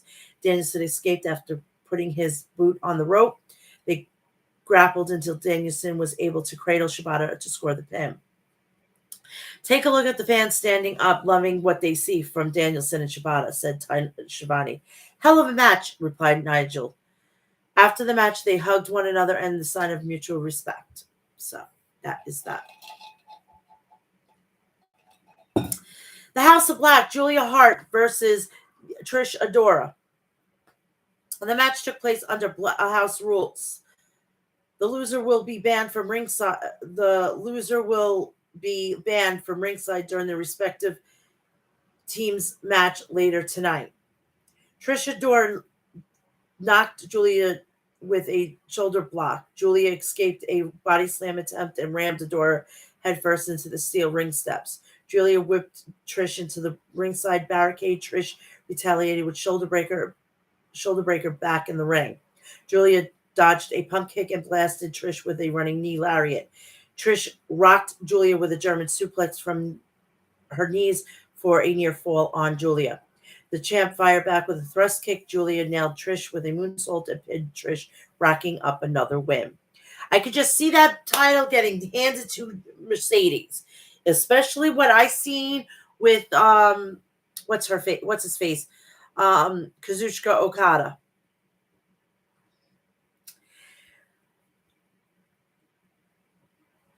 Lexi Nail was backstage to interview Harley Cameron and Zach Knight. "Zach, Angela Parker wants to fight me. I'll give you a fight, but I'm not doing it here in Canada. You want to fight? I'll fight you, but it'll be in my terms." Daniel Garcia versus Shane Taylor. Daddy Magic was on broadcast booth. Garcia blasted Moriarty with a shotgun. Oh, I thought it was Shane Taylor. It was Lee Moriarty. Sorry. Moriarty with a shotgun drop kick. Shane Taylor distracted Garcia on the arena floor long enough to for Elite to rocket out of the ring with a tope suicida to Garcia. Lee Moriarty swung on Garcia, but Garcia answered with strikes and then stomped Moriarty in the corner. Moriarty cracked Garcia in the back of the head with a jumping kick. Moriarty hit double foot stop on Garcia. Moriarty went for the fang, but Garcia countered and locked in a vicious heel hook, forcing Moriarty to tap out. Shit. I didn't even know that Aaron Solis still had an appointment at AEW. Solo came out of the gates strong with a flurry of offense on Pac because he's facing Pac. The fans chanted, "Welcome back," at Pac. Pac quick feet knocked Solo to the mat. Pac rocked Solo with a shotgun drop kick off the rope. Seamless offense, no wasted motion, said Nigel about Pac. Pac slashed Solo with a black arrow. Pac wanting to make a statement, but put Solo in a brutalizer submission and won via ref stoppage. Pac, Tony, I told you, the bastard's back, and I'm looking for trouble. But you see, Aaron Solo is not what I had in mind. Tony, I'm looking for trouble, so find me someone, or I will find it myself. Ooh.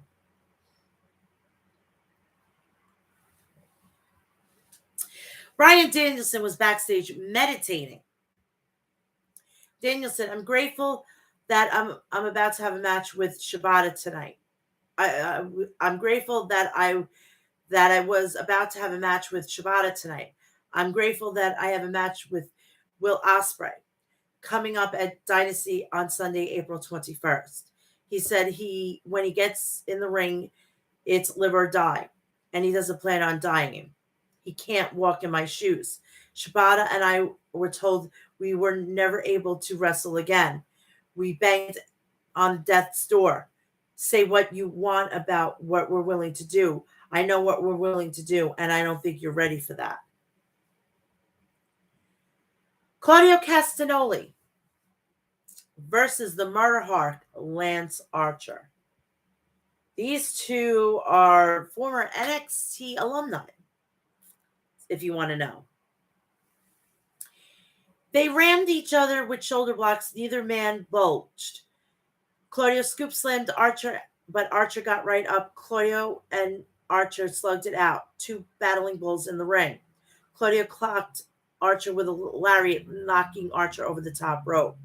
Claudio attempted a running European uppercut on the floor, but Archer blocked it. Archer followed up with a cannonball senton off the apron and onto Claudio. Archer nailed Claudio with a side slam in the ring.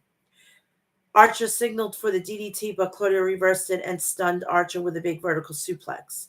Archer tried to walk the ropes, but Claudio pulled down and cracked him with a European uppercut. Archer signaled for a DDT, but Claudio reversed it and stunned Archer with a big vertical suplex. Archer tried to walk the ropes, but Claudio pulled him down and cracked him with a European uppercut. Claudio climbed up the turnbuckles, but Archer blasted him with a rising knee strike. Archer choked slammed Claudio for a near fall. Claudio came back with a Death Valley driver on Archer. Claudio hit a cutter on Archer from the top turnbuckle for the for a near fall. The fans chanted, "This is awesome." The fans chanted, "Swing, swing, swing." Sorry, it's wording and slip here. Claudio got Archer in the giant swing, but the Righteous Vincent and Dutch sprinted down the ramp and ambushed Claudio in the ring. The Righteous attacked Claudio, but Bryan Danielson came down to even up the odds for his fellow Blackpool Combat Club teammate. The numbers were too many, and they swarmed Danielson. Shibata sprinted to the ring with a chair, and Archer and the Righteous retreated. "This match has been thrown out, but what a match it was," said Tony Schiavone. Shibata possibly joining the BCC. I'm down for it.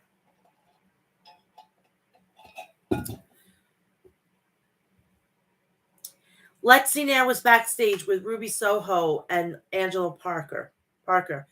This is a second home to me, and I was ready to fight tonight. Zach, a coward. He doesn't want to have a match. He'll have a fight tonight. Ruby, if you go looking for a fight, you'll have to do it without me. Parker, you're right. I'll leave it alone for tonight. Kyle O'Reilly versus bounty hunter Brian Keith.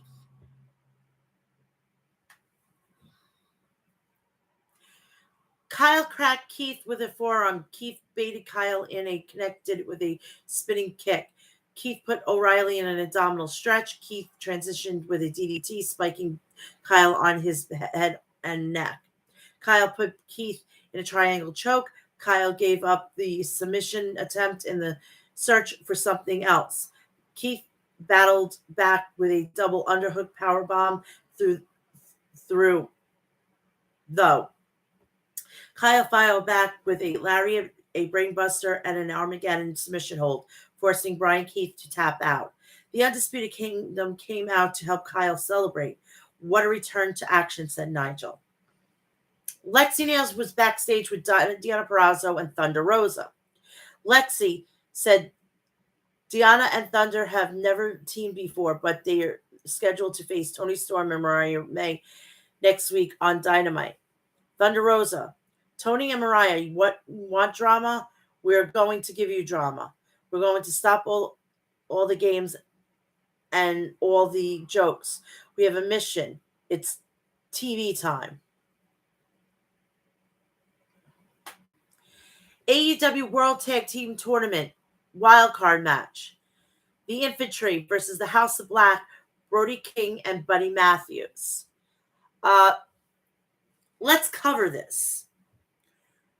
After this match, why don't just Tony Khan just release them? They're not going to do anything with them. He's wasting everybody's time. And it's sickening.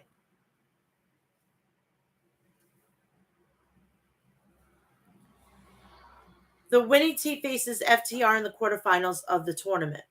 The House of Black wasted no time pummeling the Infantry outside the ring, seeking and destroying. This match may not even happen, said Nigel. You might be right.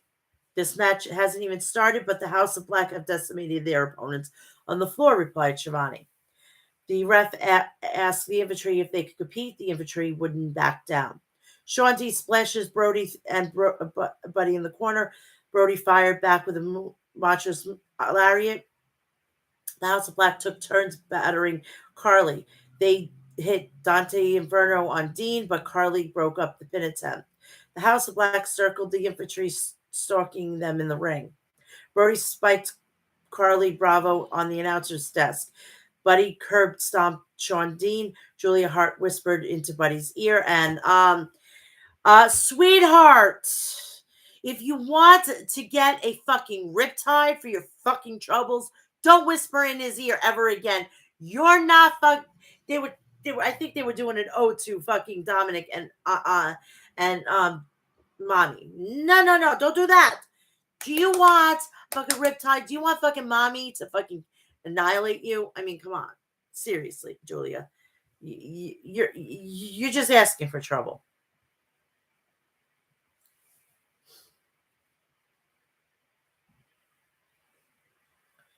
And he smiled. Buddy climbed to the top turnbuckle. The ref had his back turned on Buddy, and he was abominishing Julia Hart on the apron. Mark Briscoe ran down to the ring and whacked Buddy in the head with a steel chair. Brody King followed Briscoe up with the arena steps, leaving Buddy in the ring. Sean Dean crawled over and covered Buddy to score the pin. I can't believe it. The Infantry won and shocked Shivani. The Infantry did it and win it. Mark Briscoe won it, replied Nigel. Malachi Black stormed down the ring, furiously staring at Mark Briscoe. Ahead of this Wednesday's TNT Championship match, I Quit match against champion Christian Cage, we heard from the Rated R superstar Adam Copeland. Adam Copeland carried the case with the word Spike stenciled on it. I have no idea what's in the box, but it's really scary. Away Christian Cage a last time, said Tony Schiavone. Adam Copeland, this Wednesday, it's fitting that I fight a guy who I thought for 40 years was my best friend. So Christian Cage, I'm talking to you. I'm not going to call you Jay. Jay is dead. You will become Christian Cage. The ego is out of control. We used to talk about chasing our dreams and crushing our dream and crushing our wait. We used to talk about chasing our dreams and crushing our opponents. We did that. And then fast forward now, we have talked about me coming to AEW. You were on board. I came here to retire you. I didn't come here to take away your shine. At World's End, I failed, and I'm not used to repeated failures. I'm picking myself up and walked forward. I've earned that title shot. You and the patriarch took me out with a concerto and moved we created. So maybe that's fitting too. But when I was out, I got a call from a man who in the past has had to remind me who I am, and he called again to remind me of who I am. So I created Spike. I think it was Mick Foley.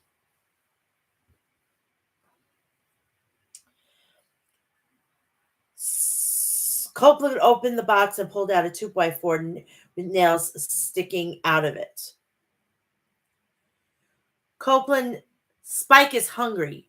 She wants to take a bit out of you, Christian Cage.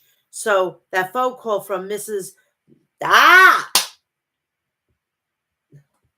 Baby boy work because I remember who I am.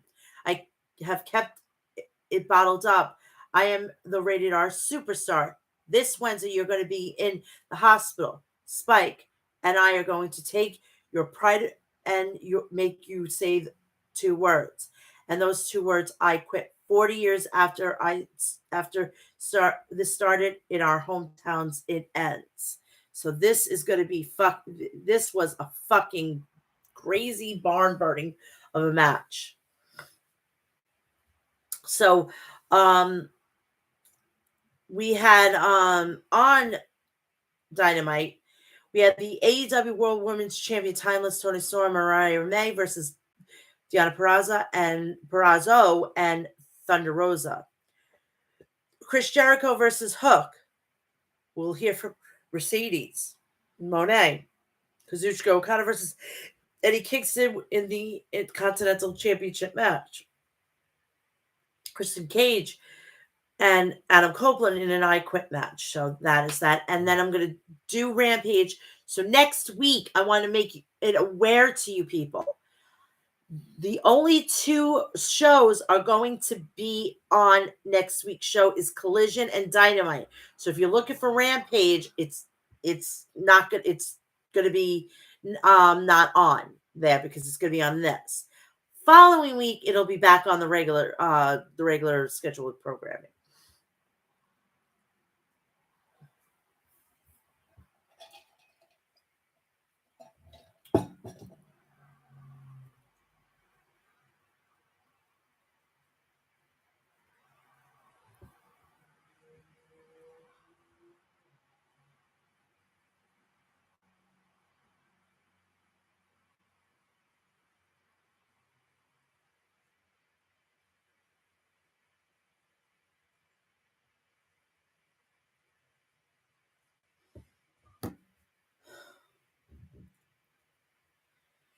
All right. So this is coming from the Coca-Cola Coliseum in Toronto, Ontario. We start off with Tony Schiavone in the ring, and he introduces Mercedes Monet. The fans chanted CEO, CEO, CEO. Mercedes, Toronto, please say hello to your new CEO. I'm still on such a high from last week at Big Business. I missed you guys. I missed all of this. I'm so excited to be here in AEW. A lot of you guys don't know this, but all of this almost got taken away from me 10 months ago. I almost had a career-ending injury match against Willow Nightingale. I know this is in the past, but I'm in my new home of AEW.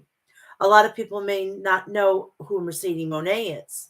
So I ask the production truck to play a highlight video to get a taste of your new CEO. Tony Khan, he was with an interview with Mercedes. They brought up Sasha Banks. He almost fucking was ready to goddamn fucking have a meltdown.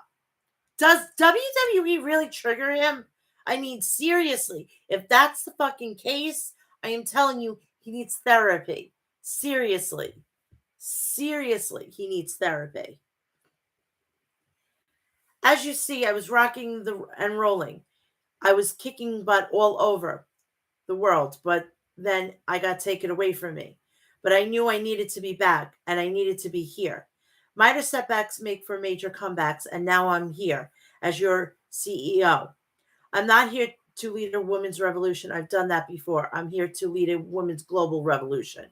I can I can I can hear to the face I'm here to face the very best women in AEW and all over the globe.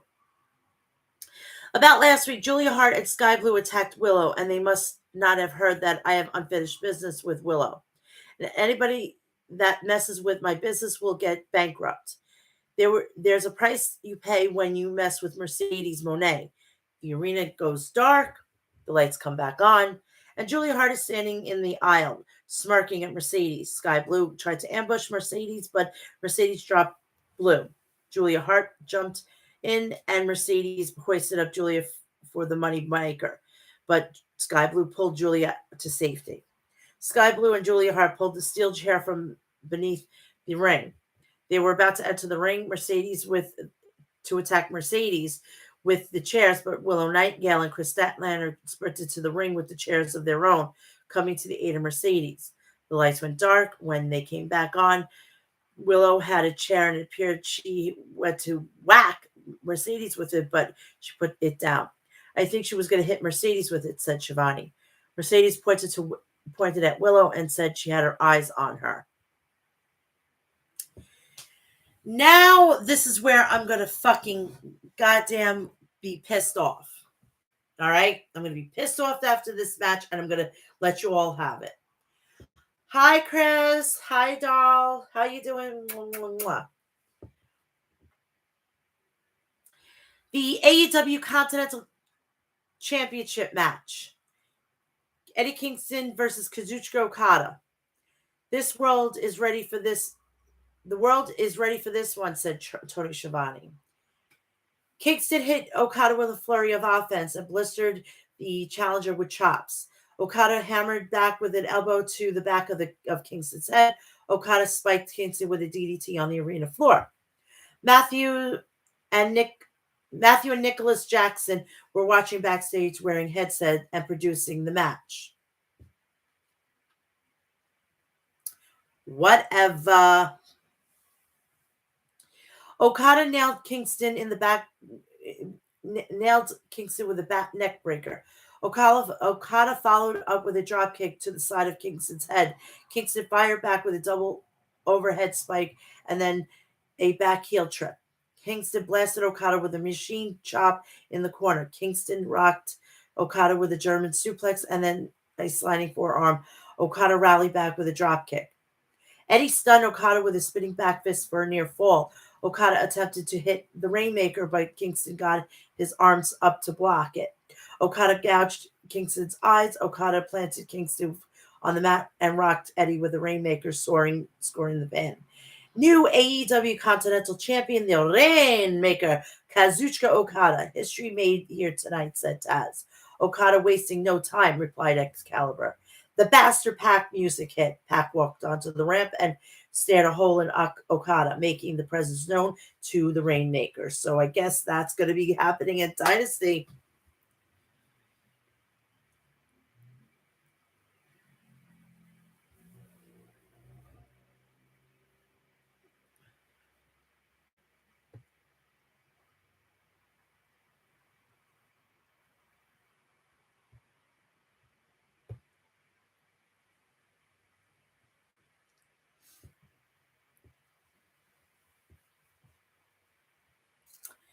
Renee Paquette was backstage to interview Swerve Strickland. Renee said Swerve went for the AEW World Champion Samoa Joe and he wanted to know what his intentions were. Swerve, the AEW World Championship, Renee. Samoa Joe attempted to embarrass me by choking me out. Unfortunately for him, I have a history of choking people out myself. I want to fight, so I'm going to offer an open challenge tonight. Renee Paquette interviewed Statlander and Willow Nightingale ahead of tonight's street fight. Mercedes Monet walked onto the scene and interrupted them. Chris, I've been meaning to say this. Thank you for having Willow's back last week. Mercedes, of course, that's what a CEO does. You can see a CEO stands up what she believes in. And I'm excited to watch your street fight tonight. Because you know what they say, payback's a bitch. And thanks for having my back out there tonight, Chris. It was nice meeting you. Willow, Mercedes, I just want to say, Mercedes, you've done enough.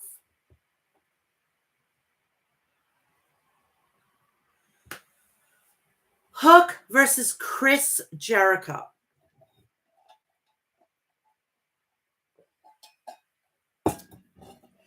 Hook dumped Jericho on the back of his head with a T-bone suplex out of the gates. I don't think Jericho expected that, said Shivani. Hook had battered Jericho into the corner. Jericho fired back with chops. Hook sent Jericho for a ride once again with another T-bone suplex. Hook dodged Jericho and planted Jericho with two more suplexes. Hook folded Jericho in half with another suplex. We're witnessing a lopsided affair. Hook is dominating Chris Jericho, said Excalibur. No problem, Chris. Jericho booted Hook in the face and rammed Hook with a shoulder block. Jericho jumped off the top turnbuckle, but Hook caught him and suplexed him. Jericho rallied back with a Alliance hold for a near fall. Hook charged at Jericho, but Jericho countered by throwing Hook. Jericho put Hook in on the top turnbuckle looking for a top rope Hurricane Rana, but Hook managed to apply the Red Rum on Jericho. Jericho broke the grip and was looking for the walls, but Hook countered by rolling Jericho and pinning Jericho. What an inside cradle out of nowhere, said Taz. That might be the biggest victory of Hook's career thus far. Hook just pinned the first ever AEW World Champion, said Excalibur. Jericho fist bumped Hook after the match, both men displaying mutual respect for one another. We heard from the Undisputed Kingdom, Adam Cole, baby. Adam Cole. I hate the feeling of being disappointed last week. Wardlow, you disappointed me. You challenged Samoa Joe for the AEW World Champion and you failed. Wardlow, you had one job and you failed. Right now, you should be basically he's insinuating that he was supposed to get the title after Wardlow would have won it. Instead, you have a new goal that is to make sure the Undisputed Kingdom hangs on to the goal that we have. You're going to make sure that Trent and Taven and Bennett keep those Ring of Honor World Tag Team titles, and you're going to make sure that Roderick Strong keeps his AEW International Championship, and then maybe I'll forgive you. Wardlow, I'm not saying this out of anger. I'm saying this because I care about you.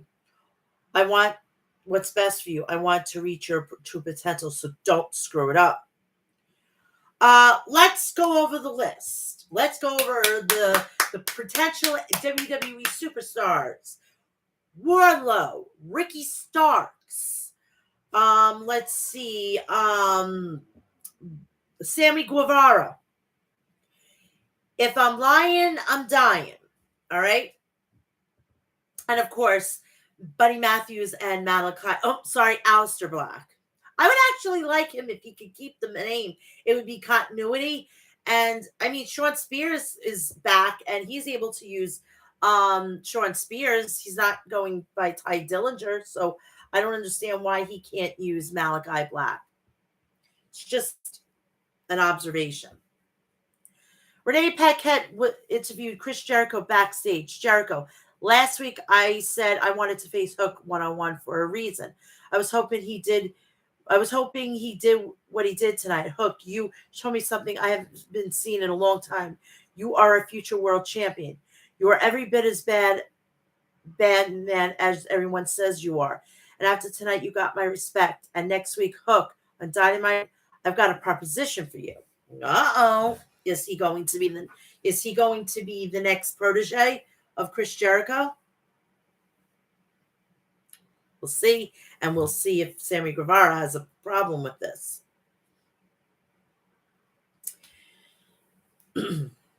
Tony Storm interviewed the aerial assassin, Will Ospreay. Ospreay, I'll clear the air right now. Last time I was here, I was a bit of a naughty boy. I'm changed. I'm here for the betterment of AEW. I'm here to give you guys elite levels of professional wrestling. I said what I wanted to say about Bryan Danielson until I saw Collision. I hope all the lads study this match against Shibata on Collision. That was pro wrestling. Bryan is one breath you said you were grateful to be stepping into the ring with me, but in the other breath you said you couldn't walk in your I couldn't walk in your shoes. Maybe he's right, because I would go over to Japan and I'd see his shoes and there would be nowhere you could fit into them because they're too small for me. What I did in Japan was elevate professional wrestling, but apparently I can't walk in your shoes. Want me to prove it? All right, Shibata. Long time no see. 7 years ago, I wrestled Shibata, and he beat the piss out of me. But the 23-year-old in me is different than the 30-year-old in old me, because I've got to prove a point. So next week on Dynamite, Shibata, meet me in the ring. Danielson, sit home and watch and let me show you what I'm all about. Take my motherfucking money, people. Take my motherfucking money. AEW World Champion Tony Storm and Mariah May versus the Virtuosa, Deonna Purrazzo and Thunder Rosa. Deonna Thunder Rosa sprinted to the ring and took the attack to Tony and Mariah, swarming them. Mariah grabbed up Deonna by the hair and yanked her to the mat. Mariah followed up with a drop kick. Deonna turned the tables with a double clothesline to Tony and Mariah. Thunder Rosa grabbed and tagged, launching off the bag of Deonna and splashed Tony in the corner with a lariat. Thunder Rosa followed up with a running lariat. Luther tried to take a swipe at Thunder Rosa as Thunder Rosa distracted by Luther. Tony Storm knocked Rosa to the floor with a running hip attack. Deonna grabbed a tag and punted Mariah in the face with a pump kick. Thunder Rosa tagged herself in, and Deonna didn't seem happy about it. Thunder Rosa drilled Mariah with a Death Valley driver in the center of the ring. Tony Storm grabbed Thunder Rosa from behind and nailed Rosa with a German suplex. Tony cracked Thunder Rosa in the corner with a hip attack. Tony tried for a pile driver, but Thunder Rosa countered with a jackknife pin and scored the victory. So Thunder Rosa is gunning for that fucking title, and she shouldn't have had to wait this long.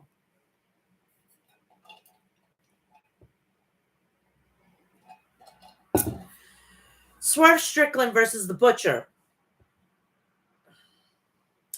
Swerve had butted Butcher, catching Butcher by surprise. Swerve booted Butcher in the face. Butcher blasted Swerve with a strike to the face. Swerve double stomped Butcher on the track. Thank you, Chris. Swerve rocked Butcher with a house call kick. Swerve crunched Swerve with a swerve stomp right on target. Swerve applied a submission hold and forced Butcher to tap out. That may be Swerve's first submission victory in AEW rings at Excalibur. Swerve, Samoa Joe, before I met you, I had nothing but respect for you. But when I got to know you, I felt a little indifferent. Then after a while, I started disliking you. And now I'm getting close to hating you. And I stand with this chair in my possession every day. This chain, sorry. I think about wrapping it around my neck and hanging it from the post. But I don't have enough chain for that big ass neck. Every week, you're going to keep sending security to watch your back. Every week, I'm going to take them out until you give me what I want. Did he take a page out of Dave Batista's book?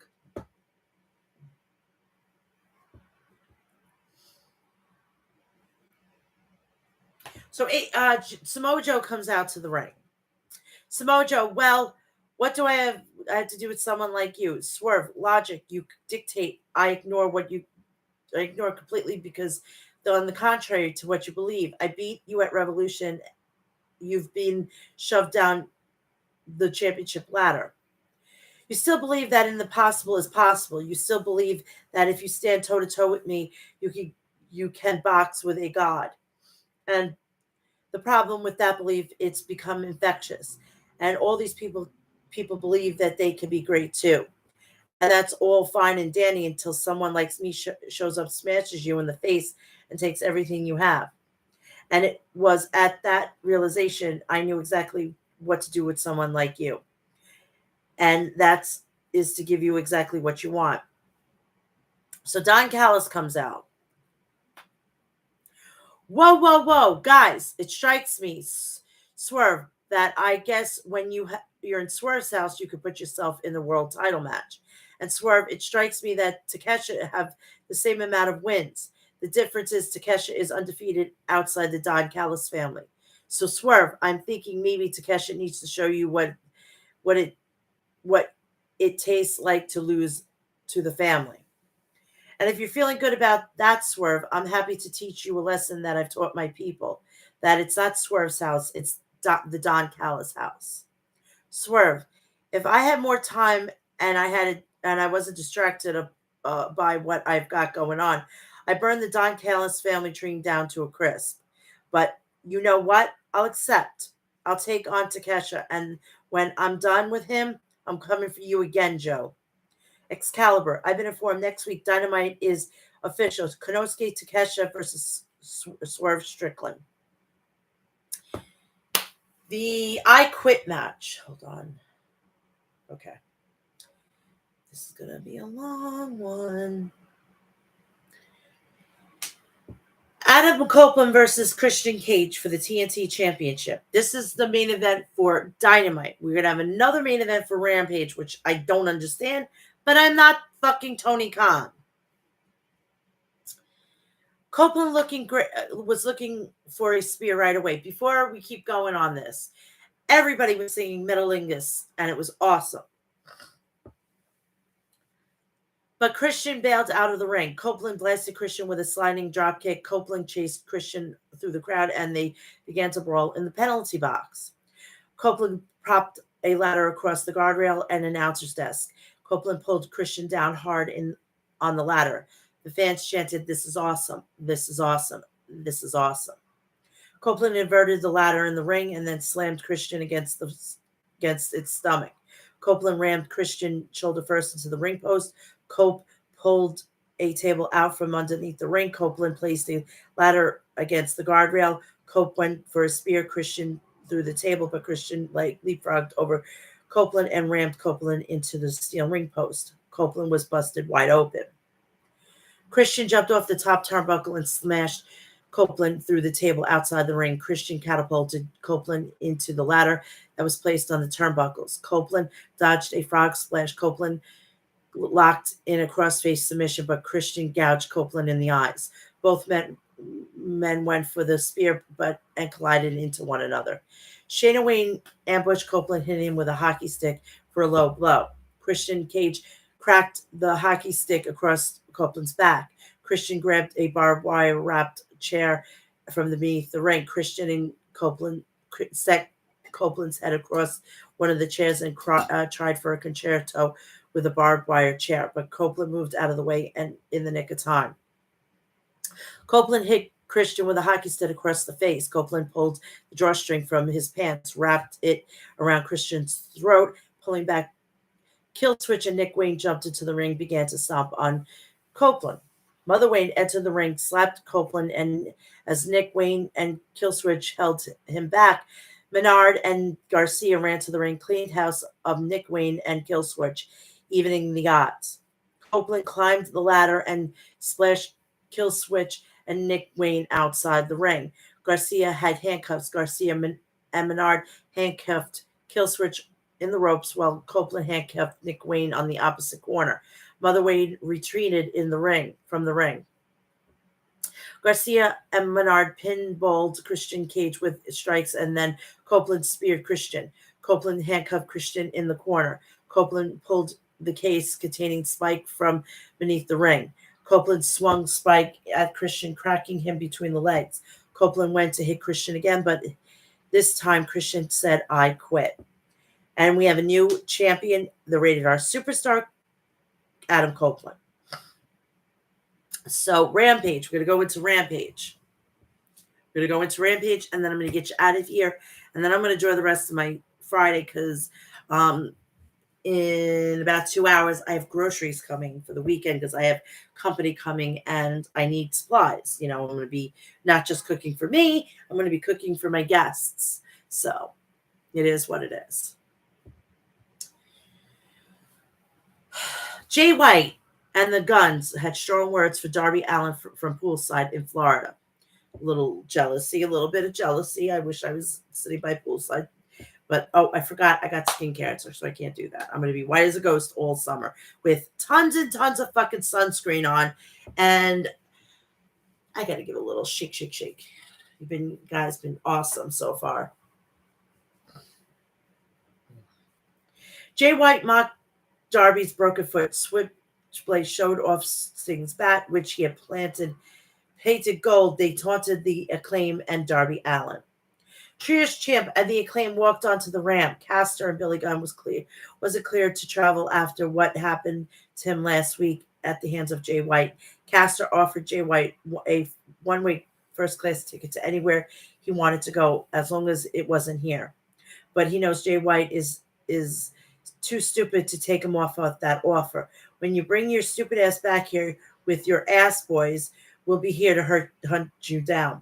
Bowen said he was pissed because the Guns and Jay White didn't show up tonight. Bowen says Jay White was not a catalyst, he was a coward. The tag team tournament wildcard match. Best Friends versus Hobbs and Kyle Fletcher. Hobbs spiked Orange with a spinebuster and Trent ran to break the pin attempt. Hobbs planted Orange onto the apron repeatedly. Orange dodged a splash from Hobbs. Trent tagged in and drove Fletcher down with a double knees. Trent wiped out Hobbs and Fletcher on the floor with a swan dive. Hobbs and Fletcher stunned Trent with a pendulum bomb. Trent fired back with a DDT on Fletcher. Orange tagged in and connected with a crossbody to Fletcher and knocked Hobbs with an elbow suicida. Cassidy pumped Fletcher with a DDT and tried to cover Fletcher, but Hobbs broke it up. Hobbs put Orange in a torture rack. Trent freed up Orange, ramming a knee into Hobbs so Orange could roll up Hobbs for a near fall. Hobbs bulldogs Orange to the mat. Orange rallied back with a Stundog Millionaire on Fletcher, while Trent followed up with a half and half. Hobbs pulped Orange and Trent with a double shoulder tackle. Hobbs ragdolled Orange into LED lights. Trent stomped Orange so Orange could crush Hobbs with a beach break. Fletcher avoided the Orange punch and countered with a spinning tombstone for near fall on Orange. Trent nailed Fletcher with an avalanche half and half. Orange drilled Fletcher with a diving DDT.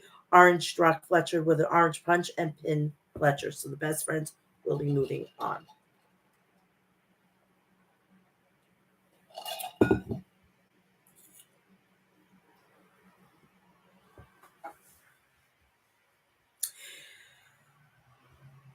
Katsuri Shibata versus Kevin Matthews. Shibata pounded Matthews into the corner, followed up with a running dropkick. Shibata took Matthews over the top with a suplex for a near fall.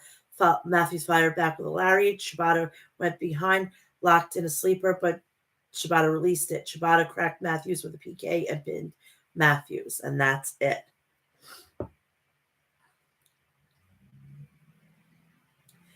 The Don Callis family, Konosuke Takeshita versus Rocky Romero.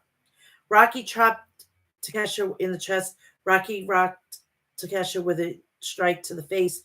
Rocky wiped out Takeshita with a step-up Hurricane Rana. Rocky followed up with a forever clothesline. Takeshita countered with a boot, then a running basement dropkick. Takeshita swung Rocky, but Rocky ducked, and Takeshita struck the steel ring post. Rocky followed up with a tope suicida. Rocky hit the running slice bread for a 2 count on Takeshita. Rocky wrenched back on Takeshita's arm. Don Callis jumped on the ring apron to distract the ref. Rocky turned his attention to Don Callis, and Takeshita seized the moment to boot Rocky in the face. Rocky avoided the power drive knee, but Takesha spiked Rocky with a blue thunder palm for a near fall. The fans chanted, "This is awesome. This is awesome." Takesha decimated Rocky with a forearm strike. Takesha followed up with a Falcon Arrow and pinned Rocky.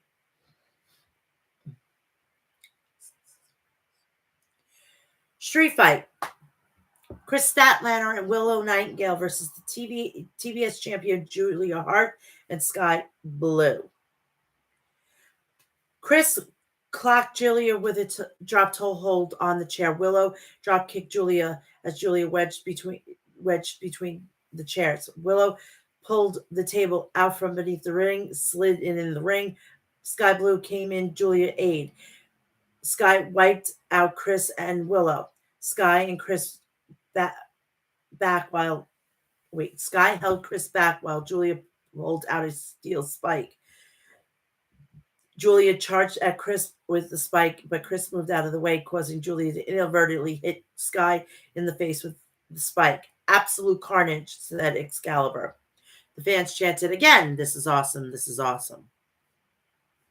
Willow tried to powerbomb Sky on the announce desk, but Sky countered with a cold blue. Blue attempted to empty the bag of thumbtacks in the ring. Statlander had a bag of her own and emptied thumbtacks in the ring too. Sky Blue powerbombed Statlander into the tacks, but Statlander kicked out at two. Sky put the tacks in Chris's mouth and then rocked Chris with a thrust kick. Sky covered Chris, but Chris kicked out. Sky climbed to the top turnbuckle, but Willow jumped onto the apron, grabbing Sky and planting her through the table on the arena floor with a Death Valley driver. Statlander attempted the 450 splash from the top, but Julia rolled out of the way. Julia locked in the Heartless, and Statlander tapped out, and that is it. So next week, TBS, Wednesday live, 8 to 7 Central from the Center Videotron in Quebec City, Quebec. And that is it. So that is it. So please do me a favor. Please, before you leave and everything like that, please like, share, and subscribe. Turn on the bell for all notifications. So when I go live or I upload a video, you will all know about it.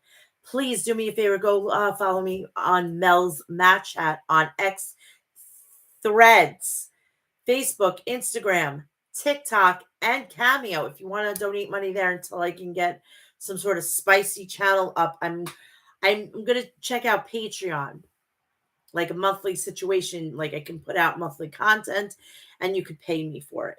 I'm going to have to do it that way. Oh, thank you, Chucky.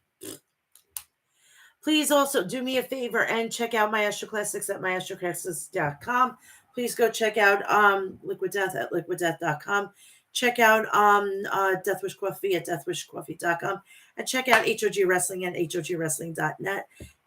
There's 3 big events coming up, so you're going to have to go to their website to keep up with everything. But I'm getting out of here for Friday.